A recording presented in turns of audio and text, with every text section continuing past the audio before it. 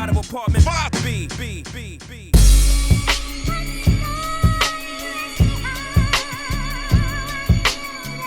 You're now tuned into the Apartment 5B podcast, where we chop it up about hip-hop, R&B, sports, love and life. Hosted by Kill.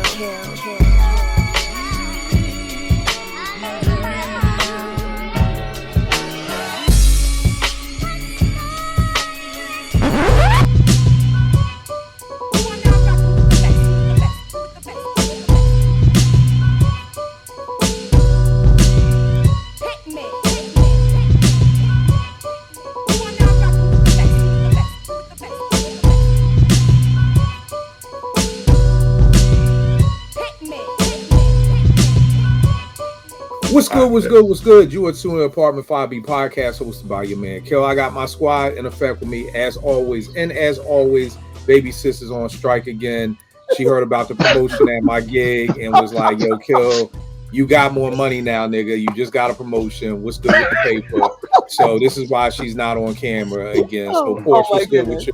I'm so good. Thank you so much, Kill. Again, I know it's not ideal to not be on camera, but I really appreciate you letting me rock with you, even though I'm not on camera. You're on strike. What am I going to do? So it's all good. I got my man from Philly, Spence. What's good, baby? Hey, what's going on, Kill? Thanks for having me again, man. I appreciate it. You already know, man. That's a dope little Griselda joint too, man. That joint right there is a nice piece. It. First time I wore it too. This joint been sitting up for about 2 years. All right, that's a nice piece. That's a nice piece. But y'all know me. Let's get right into it, man. So last week, Joell Ortiz drops his album Love, Peace, and Trauma. You know what I mean? Now, I've always liked Joell Ortiz, love Slaughterhouse. The Heat Makers, I think, produced like 50%, and somebody else did the other 50%. So I'm hyped for the album, and I'm listening to the album. First two songs, I'm like, yo, this is dope. He even had a couple of little rewindable moments. Like, I'm like, oh, that was a dope little line he just said. But as the album went on, it just wasn't speaking to me. You know what I mean? And it's not whack. It's not that. So, but it's just something about Joell that I don't know why it just doesn't grab me to pull me in to get hype when a new Joell Ortiz comes out. So I was thinking, who are artists that maybe we should like or that other people think are so dope, and not necessarily that we may think are whack. It's funny, in doing this list, there are some people who I'm like, I think are dope, but they just don't speak to me. Then there are other people I'm like, nah, I don't even know if Boy is that nice. So I kind of have mine in different layers. But the premise of this show is just an MC whose name is buzzing in the streets or whatever, or even from back in the day that you always knew about, but you just weren't a real fan of, and then trying to figure out why you're not a fan. So, P, ladies first, even though you're on strike, still set us off. Who is somebody you got? P. Sorry, I'm right here. Sorry, Totally forgot I was on mute. I don't know about the timing of this because I might get killed for it, but I'm going to go with Jay Electronica, to be honest with you. I don't think there's a more anticipated MC that people are waiting on to drop albums at any given moment. And I think anytime there's buzz or mention that a Jay Electronica verse, album, project, anything is coming, people are just beside themselves, waiting, like counting down. And for me, I don't get it. And the thing is again, I don't, like you said, Kill, I don't think Jay Electronica is whack at all.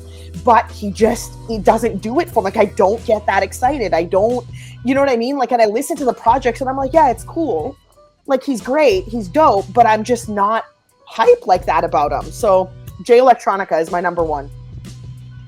It's funny. Have you listened to all the joints that he dropped last week? No, because there's just a lot, and I just haven't. But even though the joint that he dropped with Jay, remember, and like then I was like, yeah, it's great. It's dope. It's good, but I'm not like killing myself trying to get to it, you know? So, and that's the other thing is like, he drops all these projects and I'm like, I'll get to it, you know? Like, I'm just like, yeah, I'll get to it, but I'm not gonna, you know, prioritize or stay up or like just listen to it nonstop. So yeah. Right. It's funny you say Jay Elect. Easy, shout out my man Easy Money. Couldn't jump on with us tonight. The last minute, had to go out to NYC to handle some business. But his tweet, let me pull up his tweet that he sent me when he hit me today. What this boy say? Easy. Yo, man, I gotta dash some of these texts. There's too many texts in there. I like dead ass, and this is not a flex at all. I actually like less people in my phone. Was really looking forward to telling everyone how being a Jay Electronica fan can become so weird and painful that I just gave up. You know what I mean? Oh, wow, that's crazy. Yeah. Spence, what do you feel about Jay Elect? Are you with Porsche or? I like Jay Elect. I'm gonna be honest. I haven't listened to any of the projects that just dropped because I'm gonna probably wait till this weekend and probably dive into it. Because I know there's a lot of nuances. I'm sure there's messages in there and all that. So I didn't want to just constantly jump back and forth listening to something else, then going back. So I want to give it my full attention. Then I probably can come up with what I think about it. Yeah, the funny thing is, P, I feel you with Jay Elect. I mean, I think Jay Elect has some of the most a loyal fan base beyond belief. Maybe even borderline stan base. Yes. Because here's the thing. I've always wanted this. I think I'm always looking at the timing of things. So in 2009 is when Exhibit C dropped. Yes. And I think that's when everybody fell in love with Jay Electronica. And here's the thing. I really got to go back and look at what was out in 2009. And I don't know if it was a quiet year for hip hop and we heard Exhibit C and we all just was like, yo, I just remember everybody loving that song. It reminded me of 93 when J. Rue dropped, or maybe 94 when J. Rue dropped Come Clean. And everybody on Morton campus was losing their mind over Come Clean. Even shorties I knew who didn't like hip hop was like, yo, the Water Drop song, that's crazy. And I felt like that's what we had with Exhibit C because Jay Elect was out before. He had Exhibit A. And it's buzzing like that. But when C dropped, it was just crazy. But here's the thing I keep telling people, that was 16 years ago. That was 2009. You know what I mean? So it's amazing to me that a boy who dropped in 2009 and really never has dropped a solo album in 16 years still gets this much love. And I popped one of the joints in. And now what I just do with albums, I go song to song first. Because if there ain't no drums, I'm not listening. That's my thing. I am on. If you ain't Rock Marciano, Snow God, or Ransom, I am not. If you don't have drums, I'm not listening. So one of the projects he dropped was crazy old, maybe from 12 years ago. So I had already heard that. Then one of the EPs he dropped didn't have no drums, so I didn't even bother. And it just seemed like he dropped, I want to say in that weekend, he dropped 4 joints. You know what I mean? 2 albums and 2 EPs. And just from what I'm seeing on Twitter, niggas is like, yo, there's more speeches than it is rhymes. It's more, so I haven't even tapped him, but I mean, I feel you, P. I really want to because then you see on the timeline, you see mad people loving it. Yo, this is me when Jay Electronica drops and all the Muslim type, gifts and everything like that. And this is me when Jay Elect drops. And I'm like, yo, y'all really still waiting for this boy from 16 years ago? That's amazing to me. And I mean, it's one of those things where I just wish Tanya loved me that much. Where you waiting, you get this much love from this man, and he's never dropped something. What you gonna say, Spence? But I think part of that is he carries a mystique that artists used to have. He has a mystique about him, mysterious things about him. You know how he moves. He'll come out and then he just disappear. And I think that allure kind of keeps people coming too. And I know, like you said, with the speeches and stuff, that's something I expect. So I'm not surprised that's going to be on it. That's part of his messaging. That's part of his thing. That's part of him being him too. And I think that's what separates him from other artists too. So I think that all plays a part into it. Now, when he came out with the J, we all wanted more electronica than J. So it kind of threw us off. You're like, yo, what's going on? So well, that's the thing, is we all wanted more. I remember me and Kill on Twitter were going, we were just tweeting left and right, making fun of people, going crazy over this album because it's actually like it's a collaboration album, and everyone's like, this Jay Electronica album, and we're like that, but it's not. And the thing is like, even then, everyone's just going crazy over this album, and it's not even like we wanted more, but the fans, like his stans, as Kill said, were fine with it. They were like, oh no, this is a Jay Electronica album, like, you know what I mean? So I don't know, it's weird. And that's what I mean by stans. For people watching, a stan isn't you're almost like a zombie, a walker. Like you're almost brain dead. Like you can't, because there are facts and there are feelings. There's no way that album is not a collabo album between Jay and Jay Electronica. Like that's just a fact. Like even if you don't want to admit it, that's still a fact. You know what I mean? My brother Tone from Enter the Dome. What's good, bro? What's good, fam? How you? Hey, Tone. Oh, man, What's up, man? What's best? Yeah, everything good. We were talking about Portia's first person was Jay Elect. Oh. So we talking about Jay Elect, you know, the allure of I wish I had fans like Jay Elect. They're like waiting 16 years for me to drop a new episode of Apartment 5B. Like, and when I do, it's like it shuts shit down. Like that's right. The kind of support what did Porsche say? What did Porsche say? What'd you say, Pete? I said, like, Jay Electronica, like, to me, he's not whack at all. I actually think he's actually a very good MC, but I don't get the hype. Like, people stay up for drops. They'll wait, like Kill said, 16 years for a drop. And any mention of a verse, of a collaboration, of an album, a mixtape, anything, people are just, like, beside themselves waiting on this. And I just don't, like, he just doesn't do that for me. And then Kill asked, like, oh, Porsche, have you listened to the albums that just dropped recently? And I said no. And that's the whole thing, is, like, I'll get around to it, but I'm not going to prioritize going to listen to it. So that's where we're at. So can I speak real quick? Yeah, please do. So thanks. So, Port, I feel you, because I did listen to all of them. But I'm going to tell you something I said. I'm going to tell you something I said about 3 or 4 years ago. I said, everything that people are talking about Jay Electronica, Killah Priest did that already. You know what I'm saying? Like, when you think about the consciousness, the monotone, the flow, everything like that. Like, for me, do I think Jay Electronica is dope? Yes, he's dope, but his time for me was after Exhibit A and B and C, all this stuff. He had that song, the Ghost of Christopher Wallace. He had that Prayer for T.I. and Mike Vick. He had all these other joints at the time. I was like, yo, he could really be one of those guys that really make a mark as far as like pure MCing, but I felt like he ran away from greatness. And even on his debut album, Jay-Z represented more than he did to me. Jay-Z sounded more hungry. Jay-Z sounded more enthused about it. Jay Electronica, to me, sounded like he was going through the motions. You know what I'm saying? With that debut album. And look, I've heard all his music. Is he talented? Yes. But like Portia said, those fans are like, yo, they got the black fist in the air like it's the 6-day Olympics. and for me, it's like, look, it still leaves a lot to be desired, because he's not a versatile MC to me. Like, is he talented? Yes. Can he rhyme? Yes. Was there a moment when Q-Tip and Puff and Nas and Jay-Z, everybody was like, yo, you got to put work in, man, because you could be one of the next ones. That part is true. And with Just Blaze doing production, but to me, it just left a lot to be desired. I listened to every song he just released. Some of them are older joints, you know, and stuff like that. But like, look, man, he has a very dedicated fan base. But real talk, this hype is just really ridiculous to me.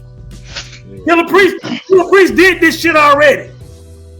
But here's the thing, Tom, and what I want to do is I want to go back and really look at what was going on in 2009 when Exhibit C dropped, because I was likening Exhibit C to when J. Rue dropped Come Clean. Like, I felt like that like froze hip hop. Everybody was in love with Exhibit C. So I'm just wondering, was it not? And this is no disrespect to Jay Elect, but was it a weak year for hip hop?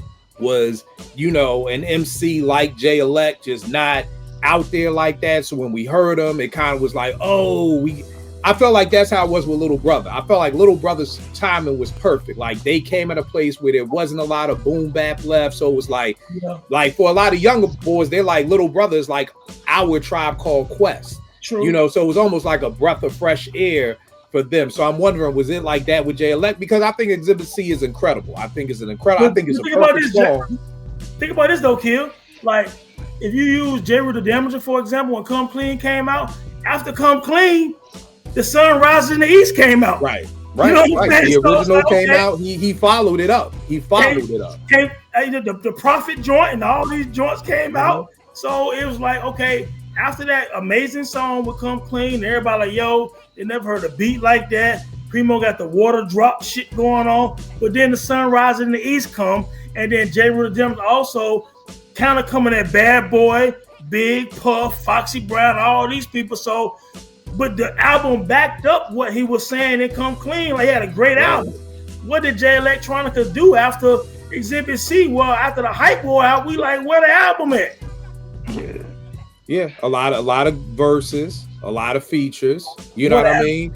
But yeah, no album. You know what I mean? So again, I know people who got Jay Elect as a top 10 MC ever, which is bug to me because I'm like, damn, okay, well, your criteria ain't my criteria. Right. Ain't mine either. You gotta at least have a debut album released like mainstream. This can't be no leak or no nothing. That's a minimum to get part of that. But again, it just, if you say Jay Elect is a top 10 GOAT MC ever, I just know we have two very different criterias.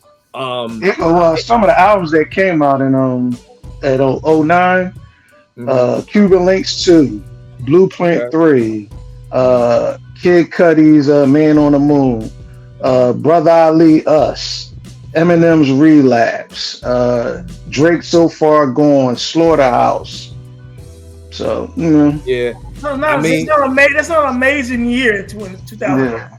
Right. And then I think it's just, I remember it dropping in December. It's the end of the year. Things are quiet. And here comes this incredible song produced by Just Blaze, who at that time still may have been the primo of that time.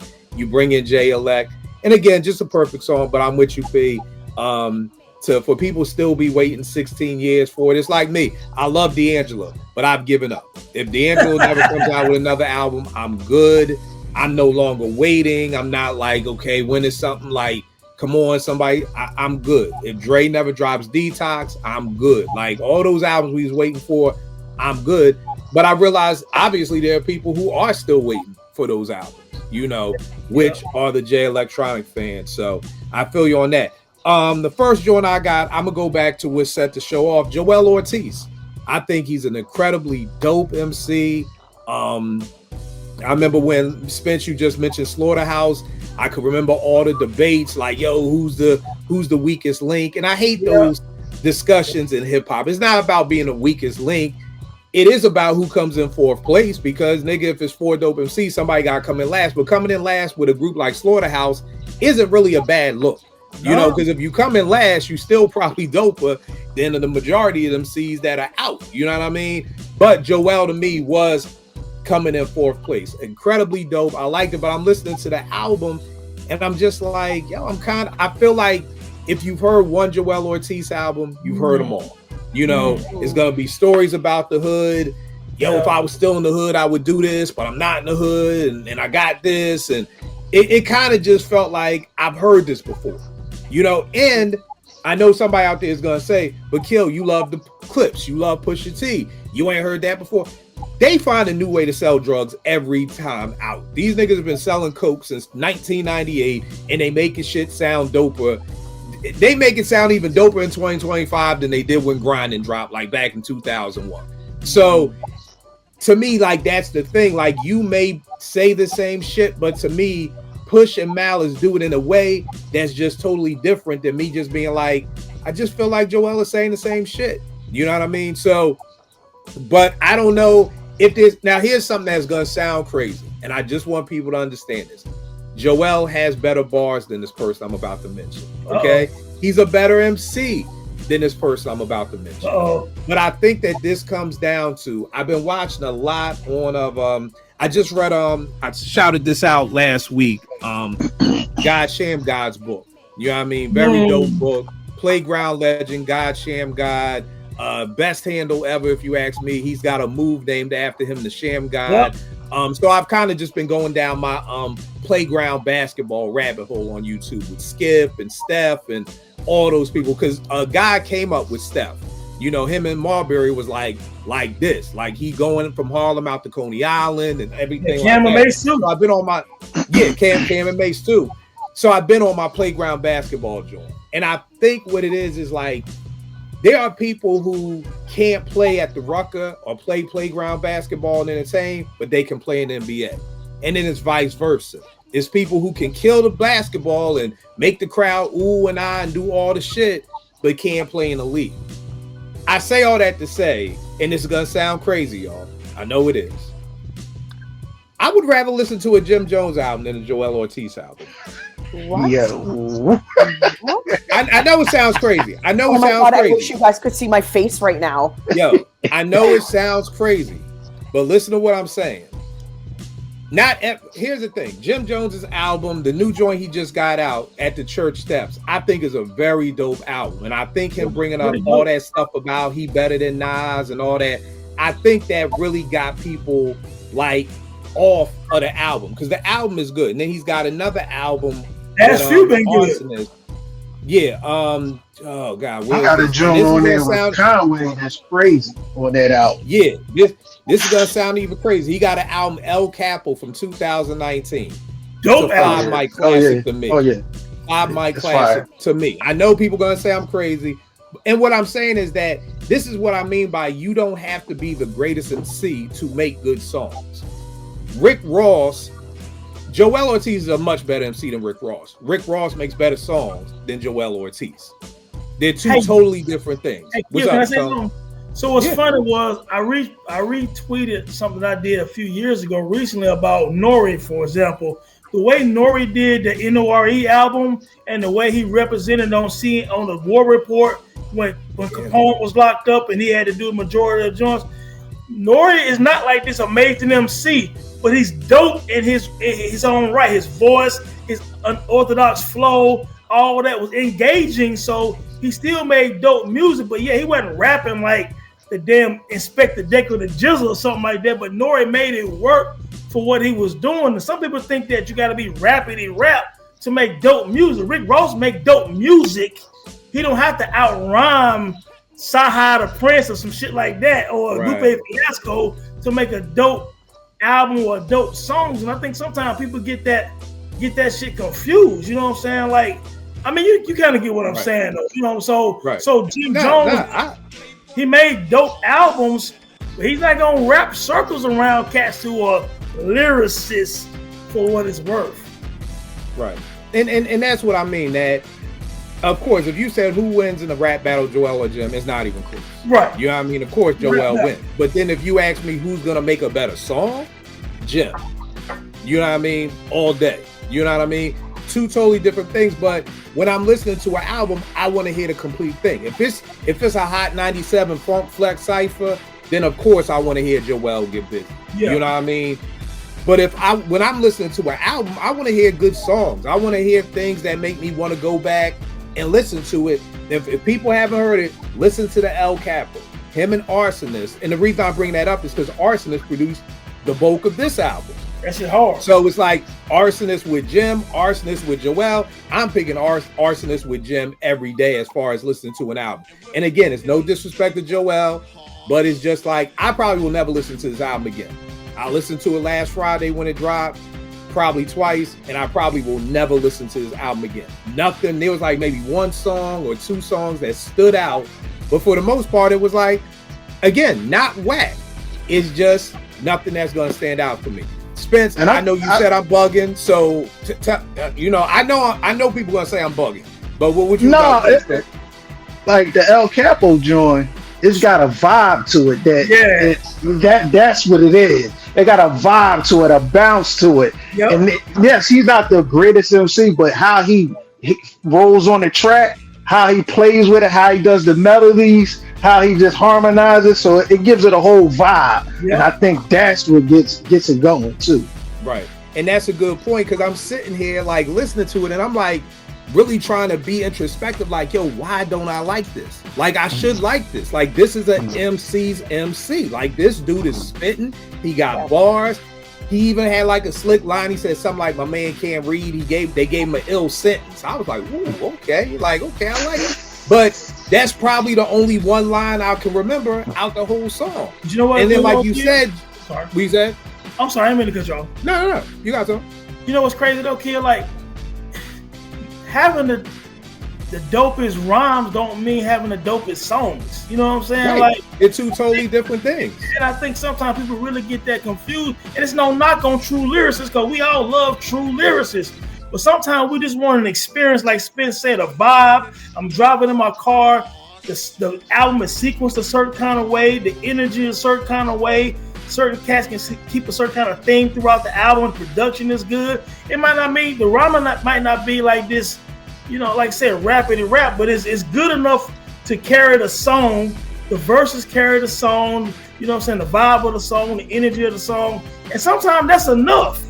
You know what I'm saying? Everything ain't gotta be like, yo, this shit sound like Rakim. You know what I'm saying? Right. Like, I have to always be like that, like a dope body of work. Like, for example, when I put in Rick Ross Deeper Than Rap album, when I ride to that shit, I'm like, damn, this shit sounds good. Yep. He ain't rapping like Nas on It Was Written, but I don't need that every time I'm vibing to a dope album. Right. And Spence, another point you make, one of the things I love about Jim, his ad-libs. They funny as shit to me. Jim's ad-libs, I'll be saying the ad-libs as much as I be saying the rhymes. You know, so again, P, I wish I could see your face. You know what I mean? I'm with you. If I don't know if you've ever heard of Jim Jones' album, because trust me, if I hadn't heard El Capo and At the Church's Steps, I would be like looking at like I'm about to unsubscribe to this boy channel. This nigga talking about Jim Jones. But like I said, I just think Jim did himself a disservice talking that I'm as good as Nas. Yes. That really did him a disservice because I'm like, bro, you really have, put it this way. His album At the Church Step is, unless something crazy come out in the next 3 months, that album is making my top 5 albums of 2025. That's how much I like that album. Have you heard the album, P? Which one? At the Church Step. No, because Jim Jones is a tool. Because the guy is a tool. No. I'm telling you, again, and the beats are dope. Like that's the thing about Jim. I'm not talking about balling. I hated that song. So it's not even like making songs like that. This dude has some dope. I mean, again, Arsonist from the Heatmakers to me is a dope producer. Anytime I see his name, yes, I'm all in. I agree. He produced all of El Capo. So from the door, you got to be like, okay, at least 50% of this shit is dope because Arsonist did it. And again, Jim just sounds good. And again, I wasn't a big Jim Jones fan. The El Capo's album is the first one I listened to. But people said he got much better. I know people were saying the dude who went to jail, I forgot his name, who's about to get out. It was like he stole his whole style or whatever Max that. B. Or whatever. Max B. People were saying people were writing for him just because he got that much better. So the Jim Jones you may be thinking about is like the Jim Jones that I didn't like, where it was like, yo, this dude whack. And then everybody was like, yo, this dude got... We did a show when we were talking about MCs that got better, like how Phife got better, or Malik B, Fat Joe, and Jim Jones was one of those people. Like maybe people are writing rhymes for him because he is much better than what you would expect. But check out the album. You may not like it, but beat-wise, to me, it's a dope album. I play Walking on Business all the time with Conway. Okay. Yeah. And I mean, he's got some joints on here with some. He's got songs on here with like you said, Kent Street. There's a lot of joints on here. All right. Yeah, it's some dope, and I'm telling you, it's the beats, and he does just enough. That's the thing to me. If you got a dope beat, you can. Game is not an incredible lyrical miracle MC to me, but you put him on the right beat, he can do just enough to make it a dope song. And I think another thing we gotta give people like Nas props to. I was listening to my Best of Nas mixtape coming home, and I'm like, Nas started off like a lyrical miracle rapper, but when I'm listening to Shootouts, I'm like, yo, this is a good fucking chorus right here. Yeah, like this is a good song. Or even when I'm listening to I Gave You Power, like it's a good. I'm really just sitting back like, yo, this nigga Nas like really was coming up with some good choruses on They his was sleeping sophomore on this album. Not like 10 years later, but like on his sophomore album. So I think we gotta really give. I was actually thinking we gotta do an episode saluting Nas, which sounds crazy because we talk about him all the time, but they're just little things that Nas did that I'm like, yo, you know. Now count me in, nigga, because you know I love disco. Yeah, I'm like, yo, Nas ain't never really have no crew like Rockefeller. You know how Jay had Beans and Young Chris and all these people? Like, it was just Nas. You know what I mean? I think Trackmasters kind of played a part in that too, probably. Yeah.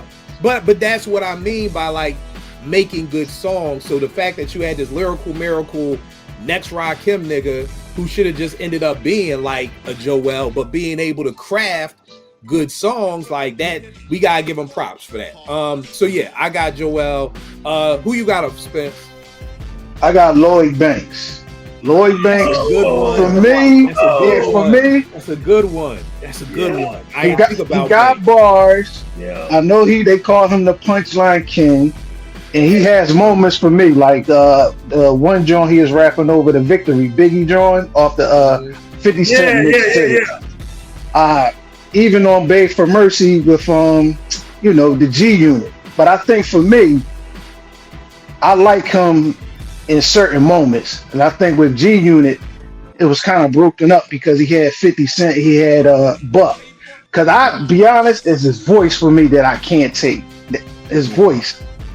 So it's hard for me to listen to a whole album of Banks with his voice. Right. And I know he's dope and I know he can write. He was basically the MC out of the G Unit. They looked at him as the bar guy. Right. So, but I just, like I said, the last project he just dropped, I think this is probably the first project I got all the way through. And I think part of it may be because of the production, and I think he matured a little bit as far as his lyricism.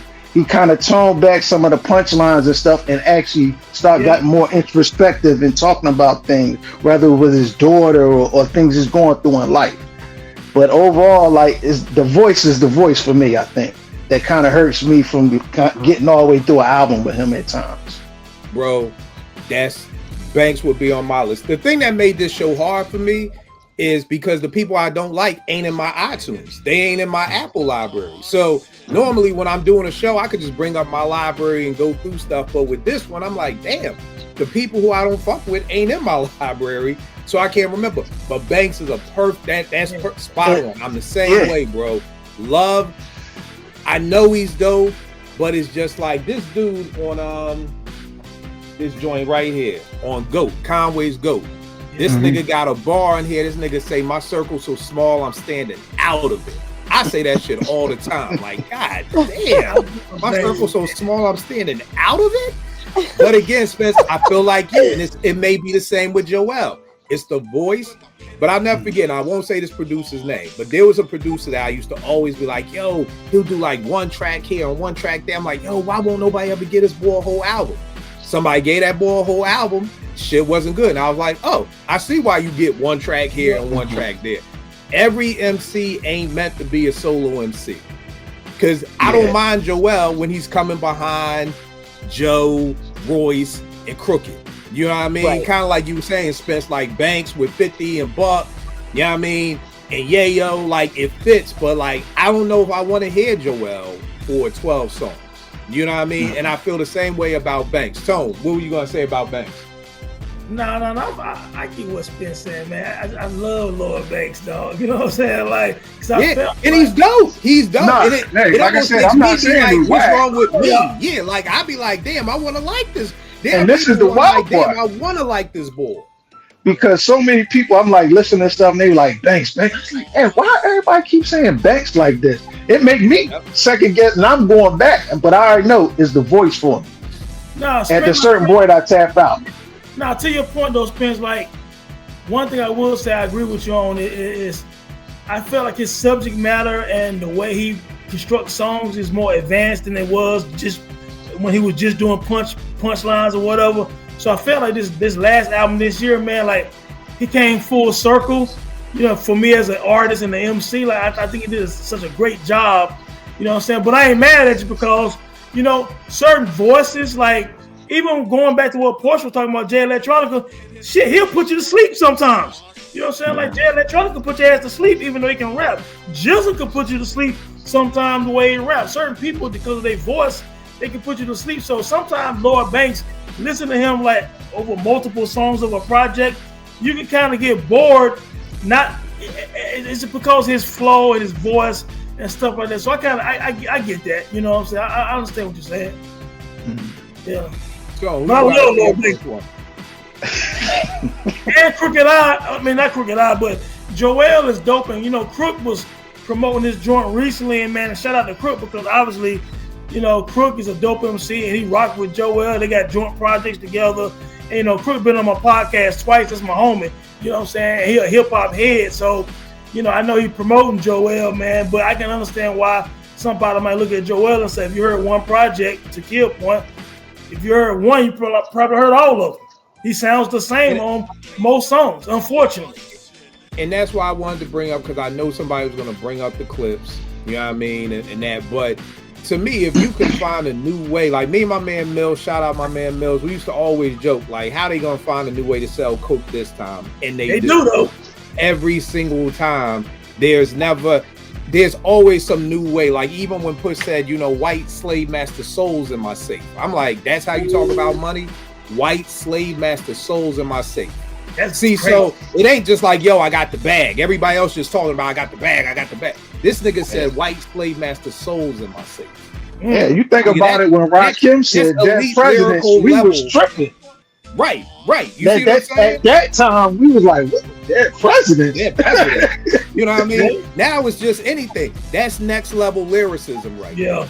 So that is, to me, is why certain MCs can say the same shit over and over again, because their level of lyricism is at a whole nother level. What we not going to do is try to put Joel on the same level as Pusha and Mal. No disrespect to Joel, bro, but you got to sit over there. There's something else going on over here.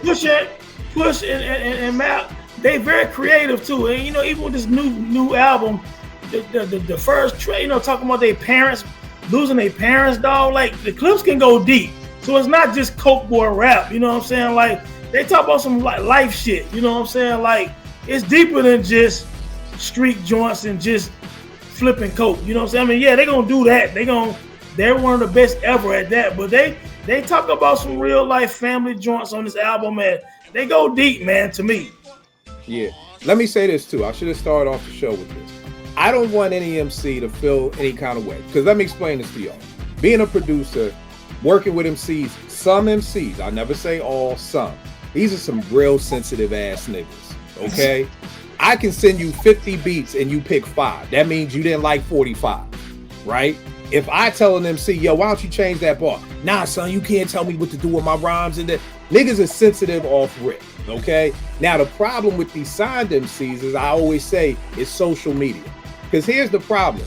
In 1988, Big Daddy Kane didn't know how much love that nigga got in all these different cities until he went to those cities. You know what I mean? Spence, you was talking about Kwame coming to the record store in Cheltenham Mall. When they would come do sign-ins, then you would see the fans, they'd be like, damn, Philly really fuck with me.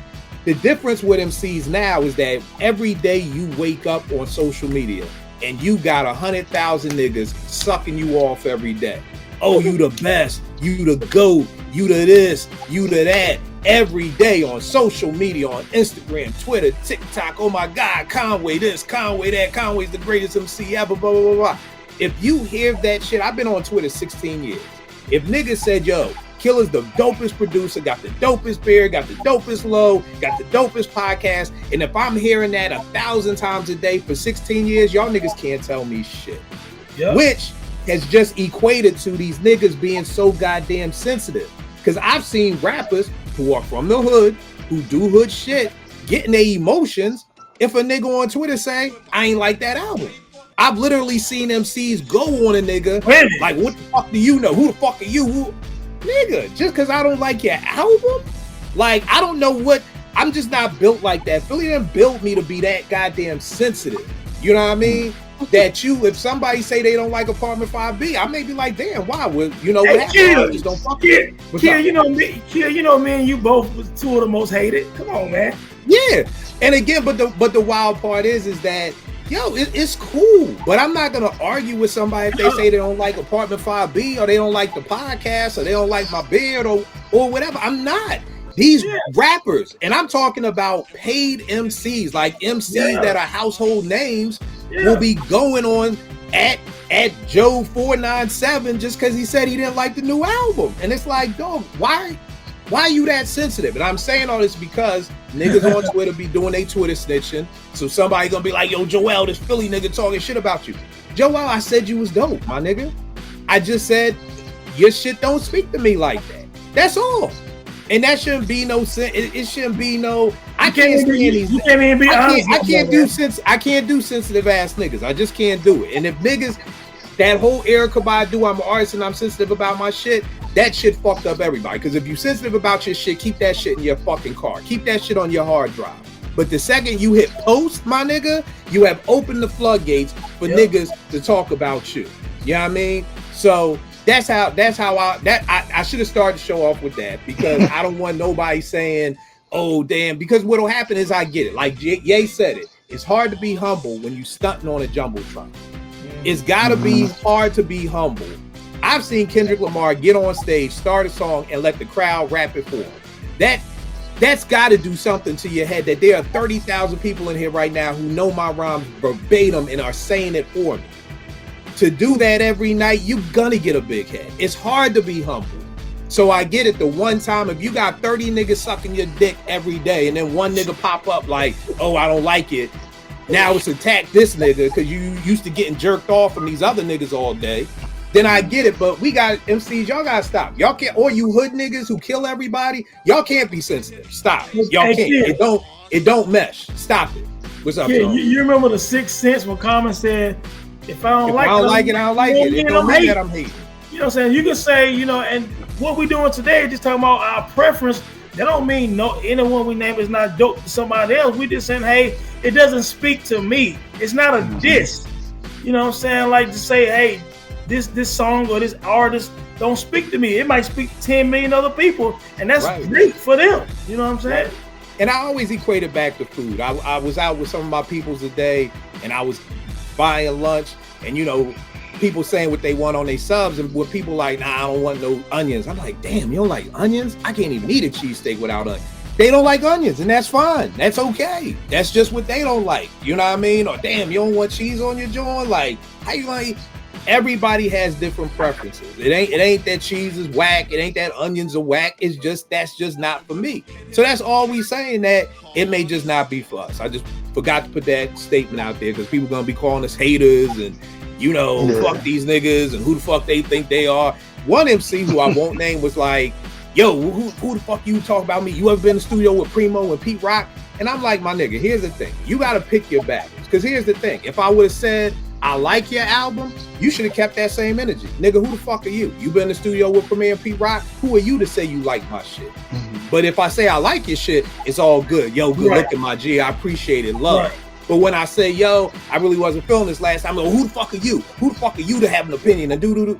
So if who the fuck am I to have an opinion, then even when I have a good opinion about you, you should have that same energy, but you don't. It's only when niggas got a critique about you. Stop being so goddamn sensitive. Niggas can't be from the hood and be this goddamn sensitive. Hey, you can't have it both ways.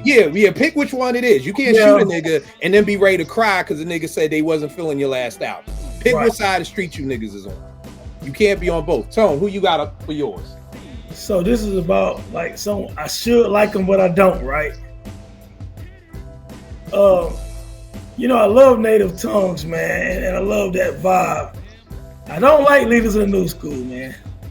I always, and I hate to say this, man. Of course, Busta is Busta, and when I saw them, I was like, something about that dude. Even before this whole Dr. Dre thing, scenario, and all of that stuff, I looked at them when I saw PTA and Sob Story and all that, and I was like, yeah, you know what? That one dude right there got a little something different. But as a group, I thought Leaders of the New School was whack, man. You know what I'm saying? Real talk. I hate it, man, but I thought the debut album, I ain't like that shit. You know what I'm saying? So, and I'm a Native Tongue. Y'all know, Tribe, my favorite group. I love Bust. I love the whole Daylight, all Jungle Bro. I love all of them. You ain't mess with Sob Story? I like Psalm's story. I think I like the video, but the album and just Lisa the New School, I'm like, they might get 2 albums out of their run, but that's gonna probably be it. And that one dude right there probably gonna be by himself. I honestly don't. I ain't gonna hold you. I fucked with this joint, but I understand. I totally understand. I totally understand. This was my shit, but yeah, I mean, like you said, I think, you know, when you look back and you look at Dinko and you look at Charlie, it's like, all right. This is what dope to me, man. Wasn't that dope about Charlie? But you know what? This could be a situation what we were talking about where they're not dope MCs, but the singles was good. Just Another Case, Sob Story. Now by the second album, it was I tapped out. The second album was just bad. That was just bad. You know what I mean? So no, I'm not mad at that. And I mean, at the end of the day, you see Busta is the only one who went on to have, you know, the career that he had. So, you know, it was that crazy thing. I want to say Dinko D and Drez started the group, or Dinko D and Jarobi, or Dinko D and somehow, some way, somebody popped up with Jarobi. But Jarobi and Drez. Yeah, Jarobi and Drez. Jarobi and Drez. That's right. Right. Which is crazy. P, who you got up next? Okay, so for my next one, I don't know how you guys are gonna react to this. I got Lupe Fiasco. And I know, because Lupe's actually dope, and I have listened to like the Cool Lasers, and then Food and Liquor, and then I didn't actually, and again, he's dope. Like, I don't think Lupe Fiasco is whack at all, and I don't ever say anything negative or throw any type of hate. He doesn't do it for me like for everybody else. And again, very, very good MC, very good with like lyrics, and I'm a lyrics person. Like, his albums are dope, the concepts, I love the album art, but I just, for whatever reason, just am not a Lupe fan, like crazy fan, like most people are, that kind of are on the Lupe wave, I guess. So yeah, I'm gonna go with Lupe Fiasco. I'm with you 100%, sis. I like the first album. Love the first album too. I like him, but I just can't. There's just nothing about Lupe that makes me want to like listen to a new album. You know what I mean? Like, I always thought he was dope, but then the crazy thing is when people would be like, I remember, and P, we was talking about this. I think it was RJ Payne, Royce, Lupe, and Ransom on like a call. They had like a Zoom call. And this was when like Royce and Lupe started beef, because I think they had a podcast together for a minute. And then they started beefing, and it felt, and it was weird because I was sitting here like, I thought Lupe was dope, but I'm kind of sitting here like, okay, Royce, Ransom, RJ Payne, and Lupe, like, which one of these kids don't belong here? And I was thinking it was Lupe, you know what I mean? But I understand like a lot of people really fuck with Lupe, but again, just not for me. No, he's not whack by no means, but even I think the joint he just dropped, like Samurai, like he had a new single out, and I was like, it's cool, but I don't see it. I don't see it. Like when I'm listening to Ransom, I'm like, I could listen to one Ransom verse and walk away with like 5 quotables that I want to print up in my teen center, like put on the walls. So then when I listen to Lupe and I don't hear that, it's kind of like, but then I see people putting him in the same sentence with a Ransom, and it's kind of like, I don't see it. You know, again, not whack by no means. I just don't see it. Spence, you fuck with Lupe? Yeah, I actually like Lupe. I think sometimes he can get so dense in his lyrics where people go over their head and you got to go back. And I think some people don't feel like all that. With Ransom, he gonna hit you with the bars, the metaphors and stuff, and he gonna hit you with stuff you can relate to, stuff you might go through, or somebody that you know was going through. And you know, so he kind of, where Lupe is more of a world builder too, I think, but he goes to like the 10th power of it sometimes, where you're like, all right, man, I gotta pull out a book and start looking. And it may be with Lupe too, similar. It's funny, some of this may just come to voice, because I've never been a big fan of his voice either. So kind of like you with Banks, it may be me a little bit of that with Lupe too. But Tom, what'd you think? You fuck with Lupe? I do, but I get exactly what Port's talking about, because you know what? Lupe's an acquired taste. As a lyricist, to Spence's point, he's almost too smart. So it's the gift and the curse, because he has some dense lyrics, when I was listening to that Wave Files the other day, I was like, damn, this dude, this is some of the best rapping I've ever heard in terms of like the layers of Lupe rapping, but it's not always entertaining. So you have to pick and choose. Like Lupe for me, when that summer ride joint or whatever, when I'm commuting to work 3 days a week, he's the person I'll listen to when I'm riding because I can absorb the lyrics. You know what I'm saying? It's not always a fun listen per se, but if you want to like dig deep into like lyricism and some of the stories he tell, and like I said, that damn Wave File talking about slavery and stuff, I was like, I remember one day I was commuting, I listened to that joint like 4 times, and I was like, people ain't rapping like this. But at the same time, I can see how he lose some people, and it's not that engaging. He's not necessarily the most engaging MC. So I can definitely see how people will be like, yeah, dude, very gifted, but I'll pass. You know what I'm saying? So I get it. That's why probably the perfect song he did was Superstars, where he was able to, he kind of, I don't want to say dumb down his lyrics, but he gave you a perspective where you kind of can understand them. And then actually, which it crossed over and got him some notoriety for that. That's true. That was probably his best. That was probably his best one. And like kicking. I mean, again, I don't want nobody to think I'm like, because I'm looking at the joint right here on Food Liquor. Just Might Be Okay was incredible to me. Like to me, I was like, this nigga's nasty as hell. So again, not saying he's not dope, but just not for me. Next up, I got an MC who I just think was whack. I never got the hype. I was like, this is the nigga who's bringing New York back, and that's Papoose. I just never fuck with Papoose, like at all. This is not even, this is no shot at Pap. Hope everything is dope with the new shorty. That's dope. I love to see it.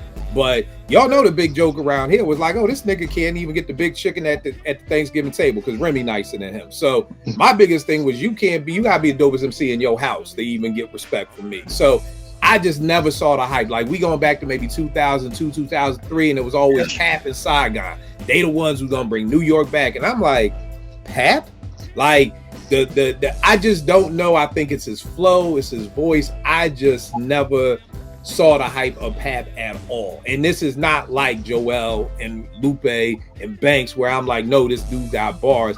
Like when he was doing the alphabetical thing, I was like, yo, like I'm not feeling this at all, y'all. Like I'm bored out of my fucking mind with Pap. So Pap is definitely one of the boys who I'm just like, nah. Totally forgot I got R&B. My first R&B is who I think is incredibly dope. I think she can sing her ass off, but Jennifer Hudson.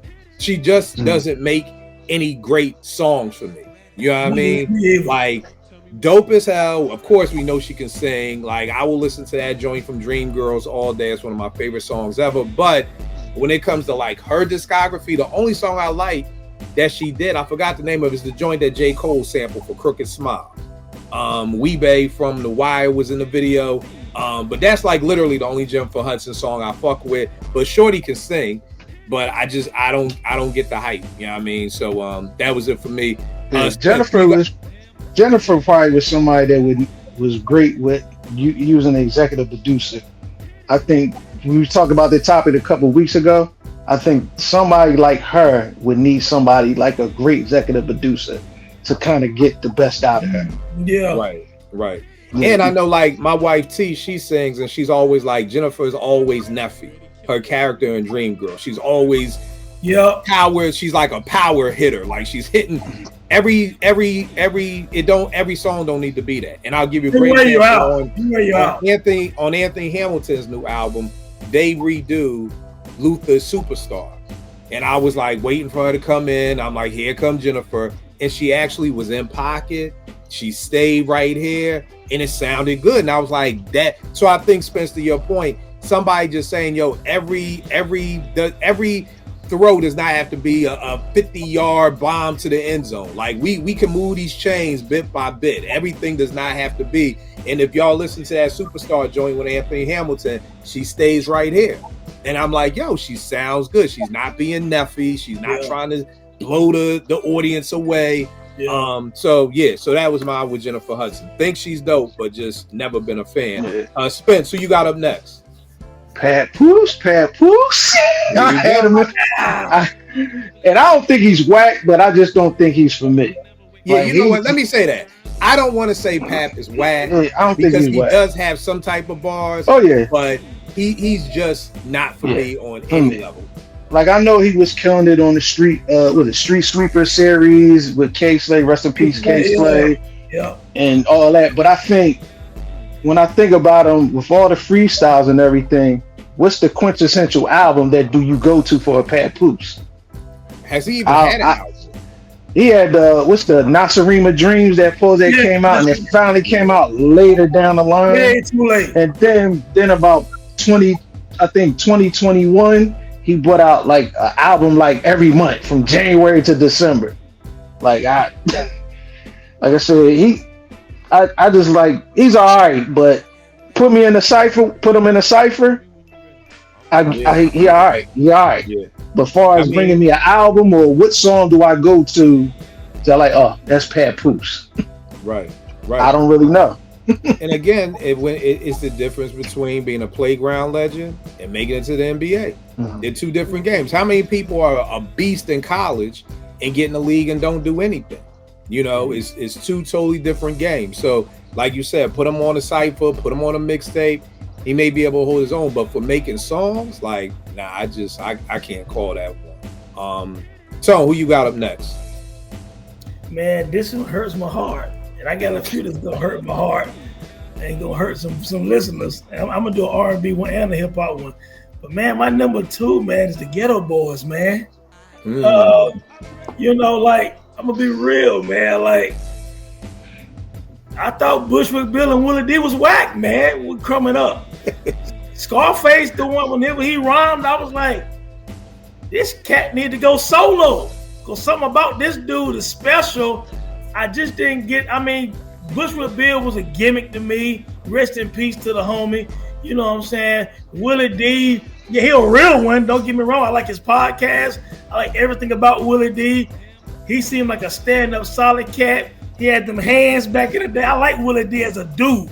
You know what I'm saying? Right. As an MC, I was just like, I never got it. I never thought he was good. I never thought Bushwick Bill was good. I thought Scarface had to kind of dumb himself down to be in the Ghetto Boys. I know that sounds fucked up.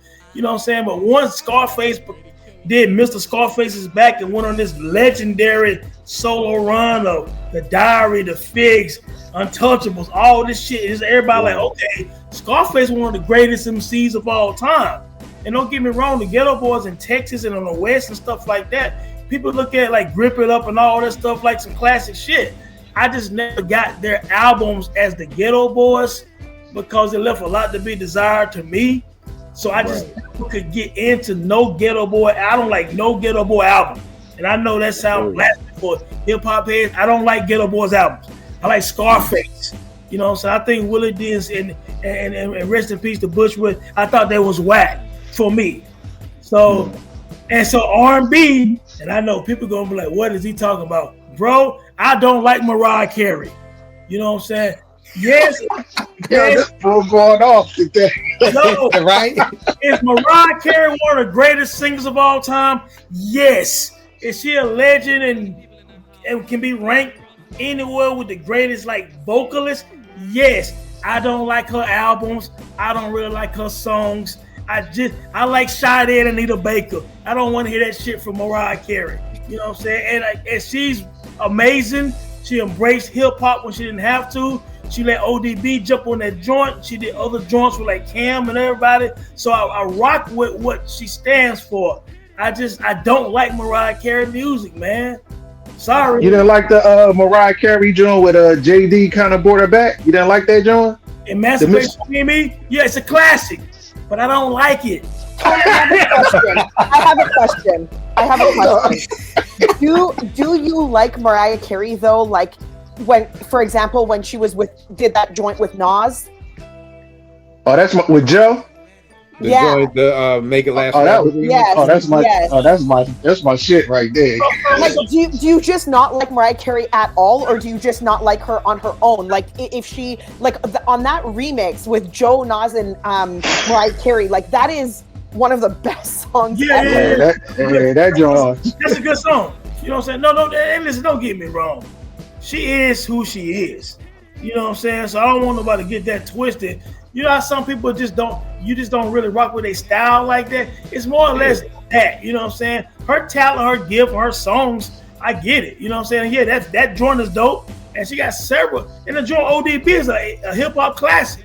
You know what I'm saying? But when it comes to her whole discography, she's one of those people, like, I don't want to sit here. I don't want to go on a ride and commute and listen to 12 Mariah Carey songs back to back. You know what I'm saying? That's kind of what I mean. Is she great? Yes. I don't want to hear 12 songs back to back. I'd rather listen to Anita Baker Rapture or even fucking Groove Theory. I don't want to listen to Mariah Carey 12 yeah, for real talk. I don't want to hear Mariah Carey sing for 12 songs. That nigga said I want to hear Amel LaRue and Brights before I listen to Ass. Yeah. But her features and her guest appearance and all stuff like that, she is who she is. But I don't have Mariah Carey in my damn phone to listen to.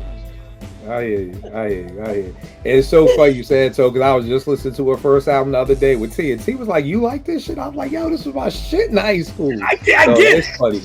I mean, most people in my hood don't fuck with Mariah Carey. My girlfriend at the time used to love that album, so I heard it all the time. I get it. The next person I got up, because Porsche says she ain't got none. I said, there's a lot of rappers you don't fuck with, so I don't know how she only has No, because the thing is like, there's a lot of rappers I don't mess with, but it's because I think they're dorks, losers, or they just suck. And so I just don't like them. I know your number one with Porsche. And I can't name that because I don't like, I can't even speak. Anyways, it's all good. That's why I don't have it. I'm messing with All right, well, here's Porsche. I got something for you. Again, I think this person is dope, but I just don't get it. And I've tried multiple times because of you, and that's Blue. I have tried multiple. I'm talking more than once because I'm like, yo, Porsche really fucks with this dude. Yeah, Blue dope, man.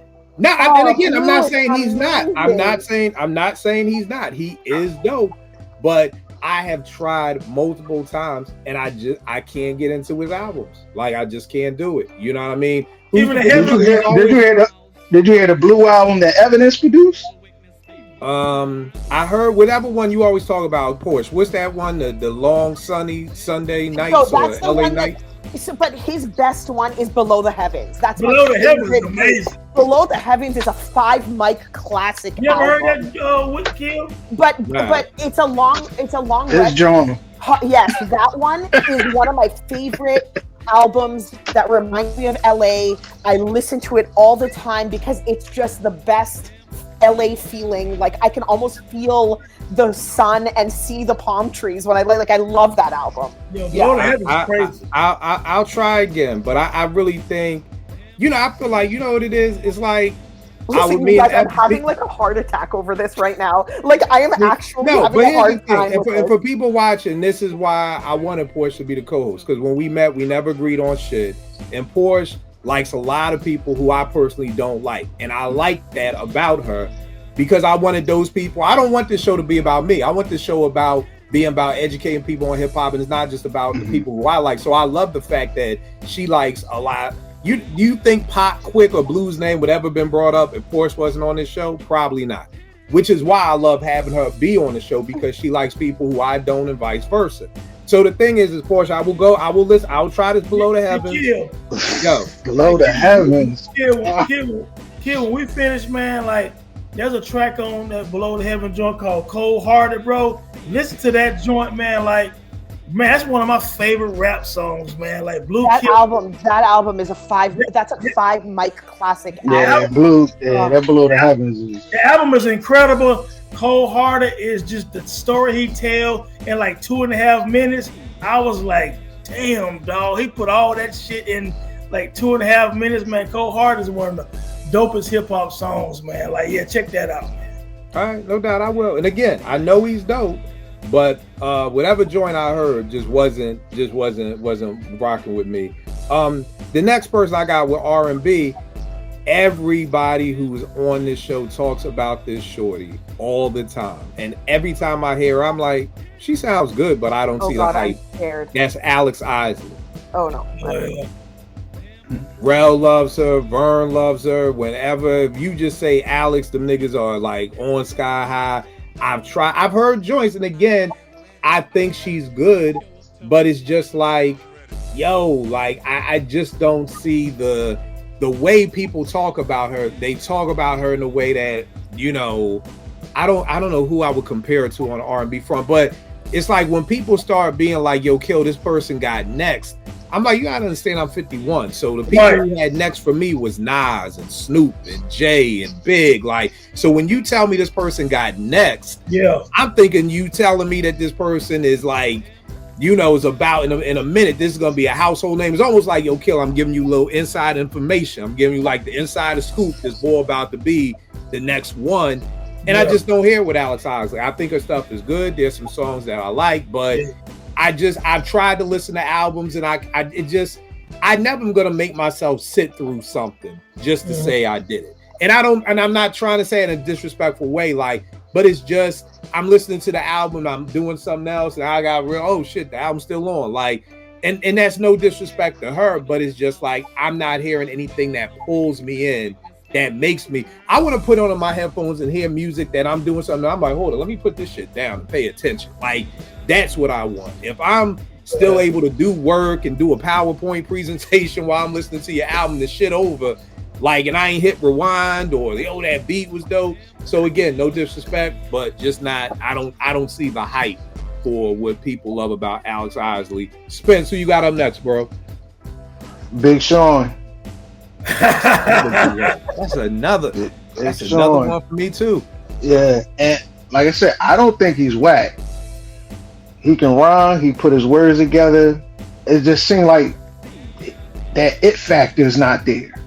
Because even when he's on stuff with other people, he gets off, but it just seems like the next person just takes over. Even when he's about to have his moments, it just even look at the freestyle, the Red Bull freestyle. He was getting busy. Yeah. But then Joey Badass. And even his songs, they don't really do nothing for me. And like I said, I don't think he's whack at all. He just doesn't bring, he just doesn't get me in there, like you said. He doesn't bring me in. That's another one that like I said, this show was so hard for me because I didn't know how to find the people who I don't listen to, because I don't listen to them. Like, but that's another one who I just never understood. Like, why is he in this conversation? Like, when you're talking about the Kendricks and the Coles, and even before Drake was Drake, the Drakes, and like he was being mentioned with those people, and it was kind of just like, word? And you know, like, it's almost like being drafted in the wrong draft in the NBA. You know what I'm saying? Like you got drafted in the same draft for LeBron, Chris Bosh, and Dwayne Wade. And it's like, damn, dog. Like, if you'd have been the next year or the year before that, you'd have got a chance to get some shine. So unfortunately, Sean, even though he's had some good albums, some good songs, good mixtapes, you're in the same era with Kendrick Lamar, Drake, fucking J. Cole, ASAP. I mean, you just Travis Scott. I mean, you it's a lot of stuff going on in the same era that you in. It's kind of like when Wale at some point had some good music, but you might have came at the wrong time. You know what I'm saying? Even with Meek Mill. So I think that might be one of the things with Big Sean, man, because he's had moments where even that joint Blessed or whatever, when I listen to that joint, I'm like, man, dude can really rap, man. I really like I said, he can rap. It's just I don't know. Because even on, you think about Meek Mills, he was on the Meek Mills Burn on one of the Dream Chasers mixtape. The Click. Like, so he can stand up with the best of them. It's just I don't know. And even with this last album, he dropped a song about a son called "Get On Up." I actually like that joint with the video and everything about his newborn child. So he was trying to mature and bring a different perspective on him. But I don't know. It just something about him just don't bring me all in like maybe another artist could. You know, I like Moment though, man. I remember he did that damn freestyle about a year ago over that Jay Dilla beat, and in this Detroit, and I was like, damn, Sean sound good on this joint. He did the freestyle in his house. You know what I'm saying? He was rhyming, man. You know what I'm saying? And it was an old Jay Dilla beat or whatever. And I was like, damn, it just made me think about dude, you're just in the wrong era, man. I just kind of feel like he's overlooked. I think he's pretty good, but I get what you're saying, though. You know what I'm saying? Like he's an acquired taste too. And I think, I mean, I don't know him as a person, but he seems like a good guy. He seems like a good kid, talented brother. Yeah. Just didn't know. He's like like you think about the NBA. You have all-stars and you have people that make the all-star team, but they're not going to make it every year. Where LeBron is going to be there every year. Yep. He's going to get there on some of those all-star teams on some of those years, but not every year. Yep. Right. And that's good Sean for him. He all conference. The thing with Sean too is that for me it's just nothing about him that stands out. He don't have a dope voice. He don't have no look. I never forget the first time I seen Griselda. It was on one of them BT ciphers. They was like in a parking garage, black and white. And first Eminem, I'm like, right? so, yeah. First I'm like, yo, this dude like, yo, his voice is ill, but yo, what's up with his face? Why his face look like that? So even he had a look, he had the face, and he had the flow. You know what I mean? I think with Sean, like Big Sean could be in an R&B group. He don't even look like a rapper. If we keeping it a buck, like he looked like if you told me this boy a part of the new R&B group, I'd be like, yeah, he looked more R&B than he looked hip hop. You know what I mean? Even he got a joint. He was on Larry June's album. He spit a crazy verse on that album too. Larry June joint. Like I said, he can rhyme and he can stand up with the best of them. But it's just something that it factor is not there with. Brings that audience into them all the way. Right. They're not sold. And Tone, that was a great point you made about Timon too, because whenever I think about Timon, I think about Len Greer. A lot of people don't remember Len Greer. He played Temple basketball. He was our point guard out of Philly. ENF in Philly. Len Greer, but he was a short two guard. Yep. He was really Steph Curry before Steph Curry. He could hoop though. He could hoop, and he would shoot the lights out too. He was an automatic scorer. He was bucket. But the problem was at that point in the NBA, the timing was we're not looking for short scoring guards. That's right. You know what I mean? We're not. If you're not 6'6" or taller, you like nigga, you a point guard and you want to shoot all the time. You know what I mean? You're not a traditional point. So it really wasn't no place in the league for him at that time. You know what I mean? But if you fast forward now to Steph Curry, like the same way we say with Steph Curry, yo, that's Mahmoud Abdul-Rauf. Like, you know what I mean? Like, not saying Mahmoud was as good as Steph, but that they had that same kind of bop, short, shoot. He was a monster. And he was a monster. You know what I mean? So it is about timing. And like you said, I think Sean's just, just the comp is kind of crazy. Porsche, you fuck with Sean or not? No, not really, to be honest. That was Porsche like, nah, I'm good. Y'all cutthroat today. I gotta feel Porsche said nah. Porsche said nah. We keep moving. So who you got up next, bro? Man, you know what? This next person, talented producer and MC, man. My wife loved this one, man, but Tyler the Creator, man. You know what I'm saying? And don't get me wrong, bro. This guy is creative. He's talented. You know what I'm saying? All the creator. Yes, man. He deserve all the props he get, man. Like he has good stage performance. He has good albums, man. He make good beats. I just can't really listen to him more than one or two songs back to back. You know what I'm saying? Like my wife liked Tyler, man, a lot. You know what I'm saying? And that's funny for her because she's a deep South Jeezy, A-Ball MJG type of chick, but she liked Tyler the Creator, man. But I just couldn't. I get it, but I don't get it. So I don't really rock with his music like that, man. I feel you, bro. I felt the same way about Tyler from day one. And Naomi actually was the one who got me because she loved God, what was the name of that album? She would just be playing this album every day. So she was like, Daddy, let me play you something. Because we're always like, he got joints. Yeah, she'd be like, yo, let me play you something. And hold up, I'm gonna look this joint up right now. What was his first joint that people like? Was it Yonkers? To be honest with you, bro, hold up. I'm gonna pull up. His first album was Gat Bastards, then Goblin, then Wolf. It might be a Goblin joint. Sherry Bomb. Oh, Call Me If You Get Lost. That's what it was. She was playing drama all the time. Yeah. And it was like a mixtape, and she was playing me this song called Lumberjack. Okay. So when you get a chance, just listen to Lumberjack. Okay. And I heard this, and I was like, this is Tyler? She was like, yeah, like the beat crazy. And then like when he want to. Yeah. So, but I mean, I totally get you, Tone. Totally get you. But the only reason why I did it was because Naomi was like, yo, listen to this. And again, I don't fuck with like I think the thing with Tyler is he reminds me. I always tell the story of my G. Shout out my man Dwayne Johnson, worked at Gospel Grace when I was up at 889, and I got CC Winans album Everlasting Love, and then I got a next album Alabaster Box, and I was like, yo, I'm not feeling this album. Like, what's different? He was like, oh, Kill and Gospel, they make different albums. Like Everlasting Love was a contemporary album, like for the radio, but Alabaster Box is a praise and worship album. So it's not going to have that same type of vibe to it. And I feel like with Tyler, he'll do that. Like Call Me If You Get Lost don't really sound like Goblin.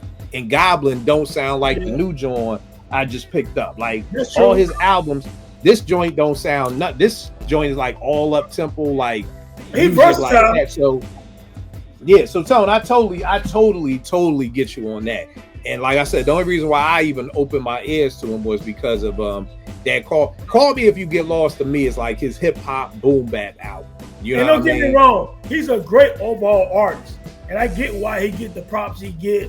I never got into him like that, but it's no diss. I just don't rock with his music like that. But I totally understand, man, because the dude, he's one of those guys that each project, it sounds different.